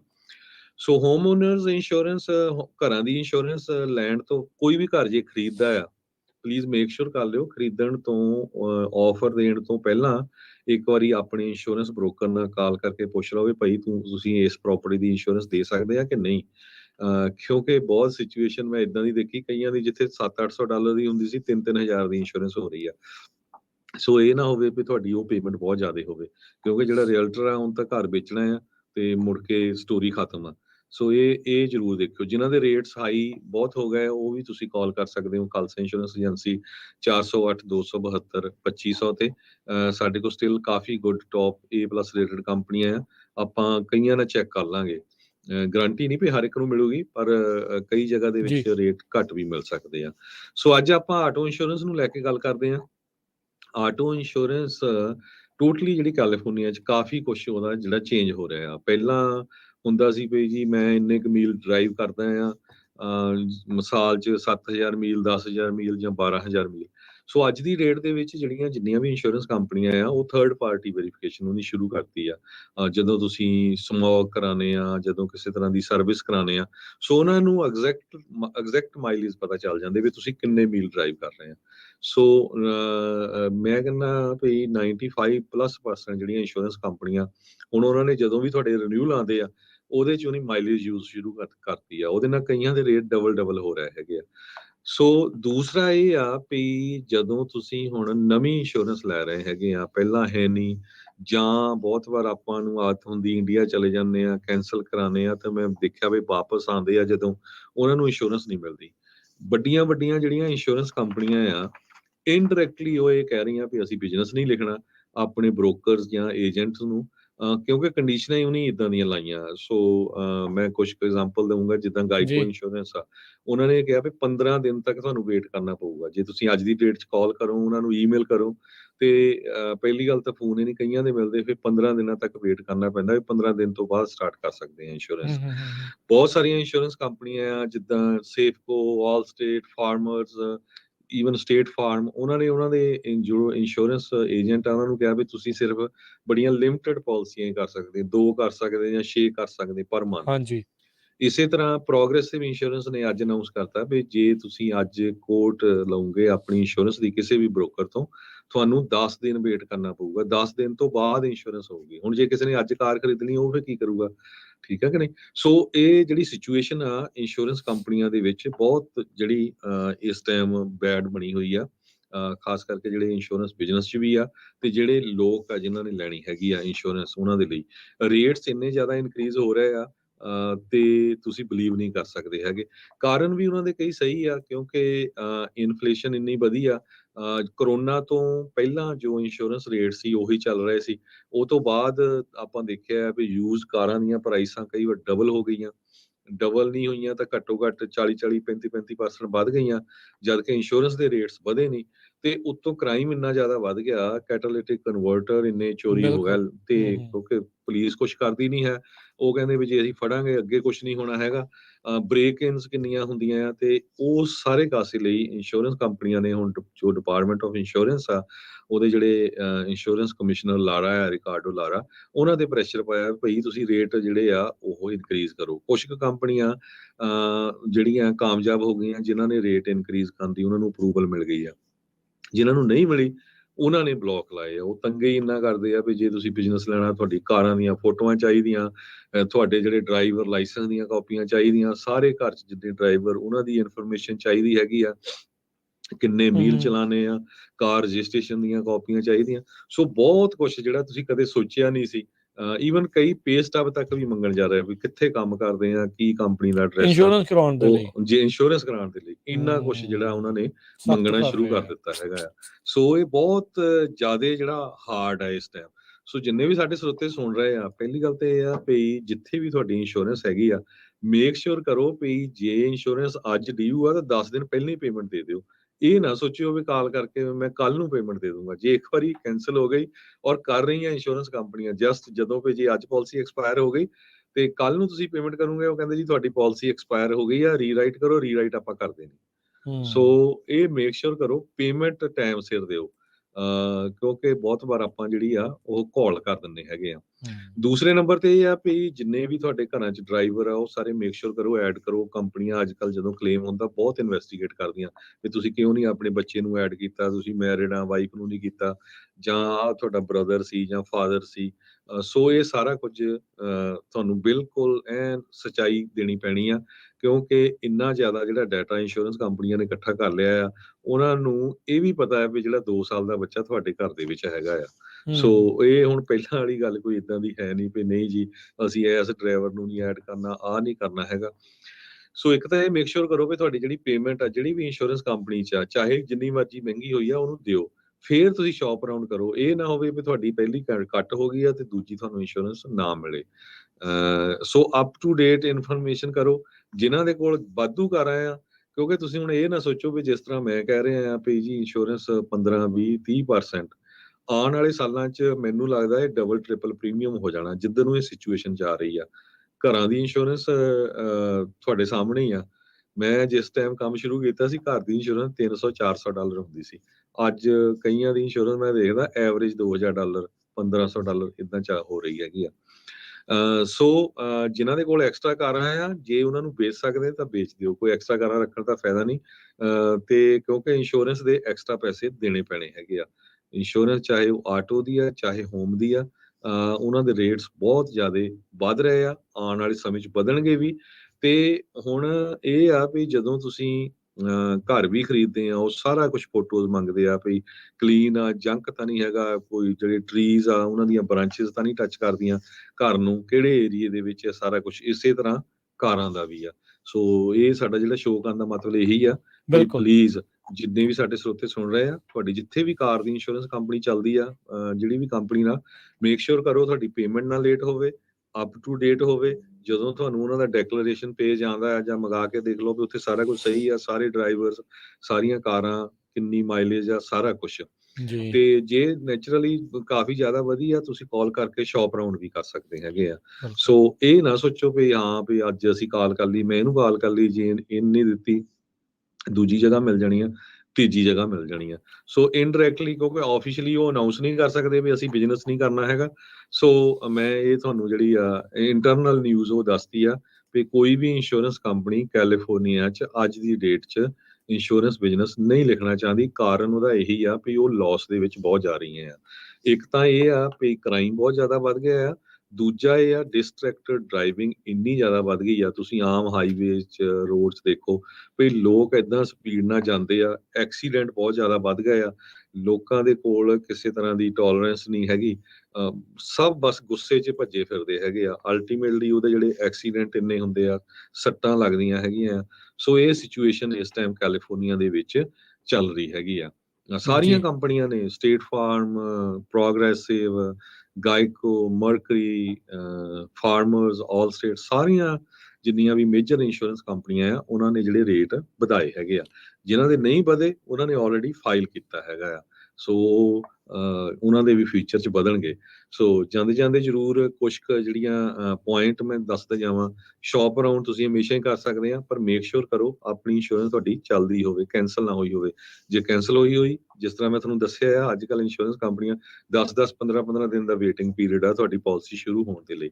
ਜੀ ਸੋ ਡਿਸਕਾਊਂਟਸ ਵਗੈਰਾ ਮੇਕ ਸ਼ੋਰ ਕਰੋ ਤੁਹਾਨੂੰ ਸਾਰੇ ਮਿਲਦੇ ਹੈਗੇ ਆ। ਕੋਈ ਪ੍ਰੋਫੈਸ਼ਨਲ ਆ, ਇੰਜੀਨੀਅਰ ਆ, ਨਰਸ ਆ, ਡਾਕਟਰ ਆ, ਫਾਇਰ ਫਾਈਟਰ ਆ, ਪੁਲਿਸ ਆਫੀਸਰ ਆ, ਤੁਹਾਡੇ ਨਿਆਣੇ ਗੁੱਡ ਸਟੂਡੈਂਟ ਹੈਗੇ ਆ। ਇਹ ਸਾਰੇ ਕੁਝ ਜਿੰਨੇ ਵੀ ਜਿਹੜੇ ਡਿਸਕਾਊਂਟ ਹੁੰਦੇ ਹੈਗੇ ਆ ਉਹ ਮੇਕ ਸ਼ੋਰ ਕਰੋ ਵੀ ਤੁਹਾਨੂੰ ਮਿਲਦੇ ਆ। ਜੇ ਤੁਹਾਡੇ ਕੋਲ ਇਹ ਹੈਗੇ ਆ, ਕਈ ਕੰਪਨੀਆਂ ਦੇ ਆਟੋ ਹੋਮ ਡਿਸਕਾਊਂਟ ਹੁੰਦੇ ਹੈਗੇ ਆ, ਕਈਆਂ ਦੇ ਅਲਾਰਮ ਲੱਗੇ ਆ। ਸੋ ਇਦਾਂ ਦੇ। ਸੋ ਇੱਕ ਹੋਰ ਹੁੰਦਾ ਵੀ ਡਿਡਕਟੀਬਲ। ਕਈ ਵਾਰੀ ਕੀ ਹੁੰਦਾ ਨਾ, ਜਿਹੜੀ ਇੰਸ਼ੋਰੈਂਸ ਆ ਇਹ ਬੈਨੀਫਿਟ ਨਹੀਂ ਹੈਗਾ। ਹੁਣ ਸਾਰਿਆਂ ਨੂੰ ਪਤਾ ਲੱਗ ਰਿਹਾ, ਕਿਉਂਕਿ ਜਦੋਂ ਤੁਸੀਂ ਹੁਣ ਇੰਸ਼ੋਰੈਂਸ ਕਰਾਉਂਦੇ ਨਾ, ਉਹ 8-8, 10-10 ਸਾਲ ਦਾ ਰੈਕੋਰਡ ਕਰਨਾ, ਚੈੱਕ ਕਰਨਾ ਉਹਨੇ ਸ਼ੁਰੂ ਕਰਤਾ। ਪਹਿਲਾਂ 3 ਸਾਲ ਦਾ ਹੀ ਹੁੰਦਾ ਸੀ। ਈਵਨ ਤੁਹਾਡੇ ਨੌਨ ਫਾਲਟ ਐਕਸੀਡੈਂਟ ਆ ਉਹਨਾਂ ਨੂੰ ਵੀ ਕਾਊਂਟ 'ਚੋਂ ਲੈ ਰਹੇ ਆ ਵੀ ਬੰਦੇ ਦੇ 3 ਜਾਂ 4 ਨੌਨ ਫਾਲਟ ਐਕਸੀਡੈਂਟ ਹੋਏ। ਇਹਦਾ ਮਤਲਬ ਇਹ ਆ ਵੀ ਇਹ ਬੰਦਾ ਵੀ ਸੀਰੀਅਸ ਨਹੀਂ ਹੈਗਾ, ਵੀ ਜੇ ਇਹਦਾ ਕਸੂਰ ਨਹੀਂ ਵੀ ਨਾ ਫਿਰ ਵੀ ਇਹਦਾ ਮਤਲਬ ਜਾਂ ਤਾਂ ਇਹ ਡਰਾਈਵ ਬਹੁਤ ਕਰਦਾ ਆ ਤੇ ਜਾਂ ਫਿਰ ਇਹ ਆਲਾ ਦੁਆਲਾ ਨਹੀਂ ਦੇਖਦਾ ਹੈਗਾ ਵੀ ਚਾਹੇ ਈਵਨ ਨੌਨ ਫਾਲਟ ਵੀ ਐਕਸੀਡੈਂਟ ਹੈਗੇ ਆ। ਸੋ ਇਸ ਹਿਸਾਬ ਨਾਲ ਹਰਜੋਤ ਸਿੰਘ ਜੀ ਬੜਾ ਔਖਾ ਹੈ। ਫਿਰ ਗੱਡੇ ਗੁੱਡਿਆਂ ਤੇ ਹੀ ਜਾਣਾ ਪਿਆ ਕਰੂਗਾ। ਜੀ। ਘੋੜੇ ਲੈ ਸੋ ਲਈਏ ਇਸੇ ਫਿਰ। ਕਰਕੇ ਮੈਂ ਕਹਿੰਦਾ ਵੀ ਜਿਹਨਾਂ ਕੋਲ ਜ਼ਿਆਦਾ ਕਾਰਾਂ ਆ ਨਾ, ਹੁਣ ਬੈਟਰ ਆ। ਹਜੇ ਵੈਸੇ ਆਲਰੇਡੀ ਕਾਰਾਂ ਦੀਆਂ ਪ੍ਰਾਈਸਿਸ ਘਟਣੀਆਂ ਸ਼ੁਰੂ ਹੋ ਗਈਆਂ ਯੂਜ਼ ਦੀਆਂ, ਤੇ ਕੱਢ ਦਿਓ ਕਿਉਂਕਿ ਆਉਣ ਵਾਲੇ ਸਮੇਂ 'ਚ ਇੰਸ਼ੋਰੈਂਸ ਬਹੁਤ ਮਹਿੰਗੀ ਹੋਣੀ ਆ। ਕਿਉਂਕਿ ਕੈਲੀਫੋਰਨੀਆ ਸਟੇਟ ਇੱਕ ਇਦਾਂ ਦੀ ਸਟੇਟ ਸੀ ਰਾਜਕਨਵੀਰ ਸਿੰਘ ਜੀ, ਵੀ ਇੱਥੇ ਇੰਸ਼ੋਰੈਂਸ ਬਹੁਤ ਸਸਤੀ ਸੀ, ਬਹੁਤ ਜ਼ਿਆਦਾ। ਘਰਾਂ ਦੀ ਐਗਜ਼ਾਮਪਲ ਦਿੰਦਾ ਮੈਂ, ਜੇ 3000 ਸਕੁਅਰ ਫੁੱਟ ਦੀ ਘਰ ਦੀ ਐਵਰੇਜ $800-900 ਸੀ, ਤੇ ਉਹ ਟੈਕਸਸ ਦੇ ਵਿੱਚ ਘੱਟੋ ਘੱਟ $2500 ਤੋਂ $3000 ਇੰਸ਼ੋਰੈਂਸ ਆ ਉਸ ਘਰ ਦੀ। ਸੋ ਹੁਣ ਆਪਾਂ ਵੀ ਉਧਰ ਨੂੰ ਹੀ ਜਾ ਰਹੇ ਹੈਗੇ ਆ। ਇਦਾਂ ਹੀ ਕਾਰਾਂ ਦੀ ਇੰਸ਼ੋਰੈਂਸ ਵੀ ਬਹੁਤ ਹੋਰ ਸਟੇਟਾਂ 'ਚ ਕਾਫੀ ਮਹਿੰਗੀ ਹੈ, ਕਿਉਂਕਿ ਕੈਲੀਫੋਰਨੀਆ ਦੇ ਵਿੱਚ ਤੁਸੀਂ ਕ੍ਰੈਡਿਟ ਸਕੋਰ ਨਹੀਂ ਕਰ ਸਕਦੇ ਕਾਰ ਇੰਸ਼ੋਰੈਂਸ ਦੇ ਲਈ। ਬਾਕੀ ਸਾਰੀਆਂ ਸਟੇਟਾਂ 'ਚ ਤੁਹਾਡਾ ਕ੍ਰੈਡਿਟ ਚੈੱਕ ਕਰਦੇ। ਜੇ ਤੁਹਾਡਾ ਕ੍ਰੈਡਿਟ ਗੁੱਡ ਨਹੀਂ, ਤੁਹਾਡੇ ਰੇਟ ਬਹੁਤ ਹਾਈ ਹੁੰਦੇ ਹੈਗੇ ਆ। ਸੋ ਕੈਲੀਫੋਰਨੀਆ 'ਚ ਇਹ ਨਹੀਂ ਕਰਦੇ। ਸੋ ਇੱਕ ਤੁਹਾਡਾ ਡਿਡਕਟੀਬਲ ਹੁੰਦਾ, ਕਿਉਂਕਿ ਇਹ ਨਹੀਂ ਹੁੰਦਾ ਵੀ ਐਵੇਂ 200-400 ਛੋਟਾ ਜਿਹਾ ਕਲੇਮ ਕਰ ਲਿਆ ਹਨਾ। ਸੋ ਜੇ ਡਿਡਕਟੀਬਲ ਹਾਈ ਰੱਖੋਗੇ ਤਾਂ ਵੀ ਤੁਹਾਨੂੰ ਜਿਹੜੇ ਰੇਟ ਆ ਉਹ ਸਸਤੇ ਮਿਲ ਜਾਂਦੇ ਹੈਗੇ ਆ। ਸੋ ਛੋਟਾ ਕਲੇਮ ਨਹੀਂ ਕਰਨਾ ਚਾਹੀਦਾ। ਇੰਸ਼ੋਰੈਂਸ ਹੁੰਦੀ ਵੱਡੇ ਕਲੇਮ ਨੂੰ ਆ, ਰੱਬ ਨਾ ਕਰੇ ਕਿਤੇ ਕਾਰ ਨੂੰ ਅੱਗ ਲੱਗ ਗਈ, ਹਾਦਸਾ ਹੋ ਗਿਆ, ਟੋਟਲ ਹੋ ਗਈ, ਸੱਟ ਲੱਗ ਗਈ ਕੋਈ। ਜਾਂ 5-4-7 ਹਜ਼ਾਰ ਦਾ ਹੋ ਗਿਆ, 60 ਲੱਗ ਗਈ। ਸੋ ਇਦਾਂ ਦੇ ਕੰਮ ਨੂੰ ਹੁੰਦੀ ਆ। ਸੋ ਇਹ ਮੋਸਟਲੀ ਆਪਣਾ ਤੁਹਾਨੂੰ ਥੋੜਾ ਰਿਵਿਊ ਦੇਣ ਦਾ ਹੀ ਸੀਗਾ, ਕਿਉਂਕਿ ਇੰਨੀਆਂ ਮੈਨੂੰ ਕਾਲਸ ਆਉਂਦੀਆਂ। ਪ੍ਰੋਬਲਮ ਕੀ ਹੁੰਦੀ ਹੈ ਨਾ, ਬਹੁਤ ਸਾਰੇ ਜਦੋਂ ਤੁਸੀਂ 800 ਨੰਬਰ ਵਾਲੀਆਂ ਜਿਹੜੀਆਂ ਕੰਪਨੀਆਂ ਆ ਉਹਨਾਂ ਤੇ ਤੁਸੀਂ ਕਰਕੇ ਇੰਸ਼ੋਰੈਂਸ ਲੈ ਲੈਣਾ ਨਾ, ਤੁਹਾਨੂੰ ਐਕਸਪਲੇਨ ਕਰਦੇ ਵੀ ਤੁਹਾਨੂੰ ਕਿੱਦਾਂ ਦੀ ਕਵਰੇਜ ਚਾਹੀਦੀ ਆ। ਕਈ ਵਾਰੀ ਕੀ ਹੁੰਦਾ ਵੀ 4-4 ਪ੍ਰਾਪਰਟੀਆਂ ਬੰਦੇ ਕੋਲ, ਕਵਰੇਜ ਹੁਣ ਮਿਨੀਮਮ ਲਈ, ਹੁਣ ਪਤਾ ਹੀ ਨਹੀਂ ਜੀ ਮੇਰੀ ਤਾਂ ਫੁੱਲ ਕਵਰੇਜ ਆ। ਹੁਣ ਫੁੱਲ ਕਵਰੇਜ $15,000-30,000 ਬੋਡਲੀ ਇੰਜਰੀ ਵਾਲੇ ਦੀ ਵੀ ਹੋ ਸਕਦੀ, ਫੁੱਲ ਕਵਰੇਜ 1 ਮਿਲੀਅਨ ਵਾਲੇ ਦੀ ਵੀ ਹੋ ਸਕਦੀ। ਸੋ ਇਹ ਮੇਕ ਸ਼ੋਰ ਕਰੋ ਵੀ ਤੁਸੀਂ ਸੇਵ ਹੈਗੇ ਆ। ਕੱਲ ਨੂੰ ਰੱਬ ਨਾ ਕਰੇ ਕਿਤੇ ਐਕਸੀਡੈਂਟ ਹੋ ਗਿਆ ਵੱਡਾ, 4-5 ਲੱਖ ਦਾ ਕਲੇਮ ਹੋ ਗਿਆ, ਵੀ ਤੁਹਾਡੀ ਉਹ ਕਵਰੇਜ ਉਨੀ ਹੈਗੀ ਆ, ਤੁਹਾਡੇ ਕੋਲ ਅੰਬਰੇਲਾ ਇੰਸ਼ੋਰੈਂਸ, ਤੁਹਾਡੀ ਲਾਇਬਿਲਿਟੀ ਉਨੀ ਹੈਗੀ ਆ। ਸੋ ਇਹ ਚੀਜ਼ਾਂ ਹੁੰਦੀਆਂ ਆ। ਸੋ ਉਹਦੇ 'ਚ ਕੀ ਹੁੰਦਾ ਵੀ ਬਹੁਤ ਵਾਰ 800 ਨੰਬਰ ਕੰਪਨੀਆਂ ਤੇ ਤੁਸੀਂ ਮਾੜਾ ਜਿਹਾ ਵੀ ਐਕਸੀਡੈਂਟ ਹੁੰਦਾ ਉਹਨਾਂ ਨੂੰ ਕਾਲ ਕਰ ਦਿੰਦੇ, ਉਹ ਕਲੇਮ ਓਪਨ ਕਰ ਦਿੰਦੇ ਆ। ਸੋ ਅਲਟੀਮੇਟਲੀ ਤੁਹਾਡੇ ਰੈਕਡ ਤੇ ਜਾਂਦਾ, ਹਾਲਾਂਕਿ ਤੁਹਾਡਾ ਫਾਲਟ ਨਹੀਂ ਹੁੰਦਾ। ਜਦ ਕਿ ਤੁਹਾਨੂੰ ਟਰਾਈ ਕਰਨੀ ਚਾਹੀਦੀ, ਜਿਹੜੇ ਬੰਦੇ ਨੇ ਤੁਹਾਨੂੰ ਹਿੱਟ ਕੀਤਾ ਪਹਿਲਾਂ ਉਸ ਕੰਪਨੀ ਦੇ ਪਿੱਛੇ ਜਾਓ, ਠੀਕ ਆ। ਜੇ ਉਹ ਨਹੀਂ ਤੁਹਾਨੂੰ ਕਿਸੇ ਤਰ੍ਹਾਂ ਟੇਕ ਕੇਅਰ ਕਰ ਰਹੀ, ਫਿਰ ਤੁਸੀਂ ਆਪਣੀ ਕੰਪਨੀ ਨੂੰ ਜਦ ਮਰਜ਼ੀ ਰਿਪੋਰਟ ਕਰ ਸਕਦੇ ਹੈਗੇ ਆ। ਸੋ ਇਹ ਬਹੁਤ ਸਾਰੇ ਪ੍ਰੋਫੈਸ਼ਨਲ ਜਿਹੜੇ ਵੀ ਇੰਸ਼ੋਰੈਂਸ ਬ੍ਰੋਕਰ ਆ ਉਹਨਾਂ ਦੇ ਨਾਲ ਜ਼ਰੂਰ ਗੱਲ ਕਰੋ, 1-2 ਜਿਹਦੇ ਨਾਲ ਵੀ। ਸੋ ਹੁਣ ਜਿਹੜੇ ਸਿਰਫ ਚੀਪ ਹੀ ਭਾਲਦੇ ਰਹਿੰਦੇ ਆ, ਉਹ ਜ਼ਮਾਨੇ ਜਿਹੜੇ ਗਏ। ਜੇ ਅੱਜ ਦੀ ਡੇਟ 'ਚ ਤੁਸੀਂ ਕਹੋਗੇ ਨਾ ਵੀ ਮੈਂ ਬਹੁਤ ਸਸਤੀ ਇੰਸ਼ੋਰੈਂਸ ਸ਼ੌਪ ਅਰਾਊਂਡ ਕਰ ਲੂੰਗਾ, ਉਹ ਬਹੁਤ ਹਾਰਡ ਆ। ਸੋ ਮੇਕ ਸ਼ੋਰ ਕਰੋ ਤੁਹਾਡੀ ਕੋਈ ਵੀ ਪਾਲਿਸੀ ਕੈਂਸਲ ਨਾ ਹੋਵੇ। ਜੇ ਕੈਂਸਲ ਹੋ ਗਈ ਤਾਂ ਬਹੁਤ ਹਾਰਡ ਹੋਊਗਾ ਤੁਹਾਨੂੰ ਇੰਸ਼ੋਰੈਂਸ ਲੈਣੀ। ਬਿਲਕੁਲ, ਕਾਲ ਕਰ ਲਿਓ ਜੀ 408-272 2500 4082722500 ਦੇ ਉੱਤੇ ਤੁਸੀਂ ਕੰਟੈਕਟ ਜਿਹੜਾ ਤੁਸੀਂ ਕਰ ਲਿਓ। ਤੇ ਦੇਖੋ ਜੀ ਚੈੱਕ ਕਰਾ ਲਓ, ਚਾਹੇ ਆਟੋ ਆ, ਚਾਹੇ ਹੋਮ ਇੰਸ਼ੋਰੈਂਸ ਆ, ਲਾਈਫ ਆ, health insurance, commercial insurance, worker comp, Medicare, ਇਹਨਾਂ ਸਾਰੀਆਂ ਚੀਜ਼ਾਂ ਦੇ ਲਈ ਤੁਸੀਂ ਇਹਨਾਂ ਦੇ ਨਾਲ ਸੰਪਰਕ ਕਰ ਸਕਦੇ ਆ। Khalsa insurance agency 4082722500। Thank you Harjot ਜੀ। ਸੋ ਜਿੱਦਾਂ ਲਾਸਟ ਟਾਈਮ ਤੁਸੀਂ ਹੋਮ ਇੰਸ਼ੋਰੈਂਸ ਦੇ ਬਾਰੇ ਦੱਸਿਆ, ਇਸੇ ਤਰੀਕੇ ਦੇ ਨਾਲ ਆਟੋ ਇੰਸ਼ੋਰੈਂਸ ਬਾਰੇ ਦੱਸਿਆ, ਕਿਉਂਕਿ ਆਪਾਂ ਚੀਜ਼ਾਂ ਜਿਹੜੀਆਂ ਟੇਕਨ ਫॉर ਗ੍ਰਾਂਟਡ ਲੈ ਜਾਂਦੇ ਆ, ਇਹ ਜਾਣਕਾਰੀ ਪਤਾ ਲੱਗਣ ਦੇ ਨਾਲ ਲੋਕਾਂ ਨੂੰ ਇੱਕ ਕਹਿ ਸਕਦੇ ਆ ਵੀ ਉਹ ਜਿਹੜੀ ਉਹਨਾਂ ਨੇ ਫੈਸਲਾ ਲੈਣਾ ਆ, ਉਹਦੇ ਨਾਲ ਉਹਨਾਂ ਨੂੰ ਪਤਾ ਲੱਗਦਾ ਵੀ ਕੀ ਚੱਲ ਰਿਹਾ ਆ, ਕੀ ਅੰਦਰ ਖਾਤੇ ਹੋ ਰਿਹਾ, ਕਿੱਦਾਂ ਜਿਹੜਾ ਮਾਹੌਲ ਆ ਇਹ ਸਾਰੀਆਂ ਚੀਜ਼ਾਂ ਦੇ ਵਿੱਚ, ਪੂਰੀ ਚੀਜ਼ਾਂ ਦੇ ਚੱਲਦੇ ਜਿਹੜਾ ਉਹ ਚੇਂਜ ਹੋ ਰਿਹਾ। ਥੈਂਕ ਯੂ, ਬਹੁਤ ਮਿਹਰਬਾਨੀ, ਧੰਨਵਾਦ। ਮਿਲਦੇ ਹਾਂ ਅਗਲੀ ਵਾਰੀ। ਸਤਿ ਸ਼੍ਰੀ ਅਕਾਲ ਜੀ। ਸਤਿ ਸ਼੍ਰੀ ਅਕਾਲ।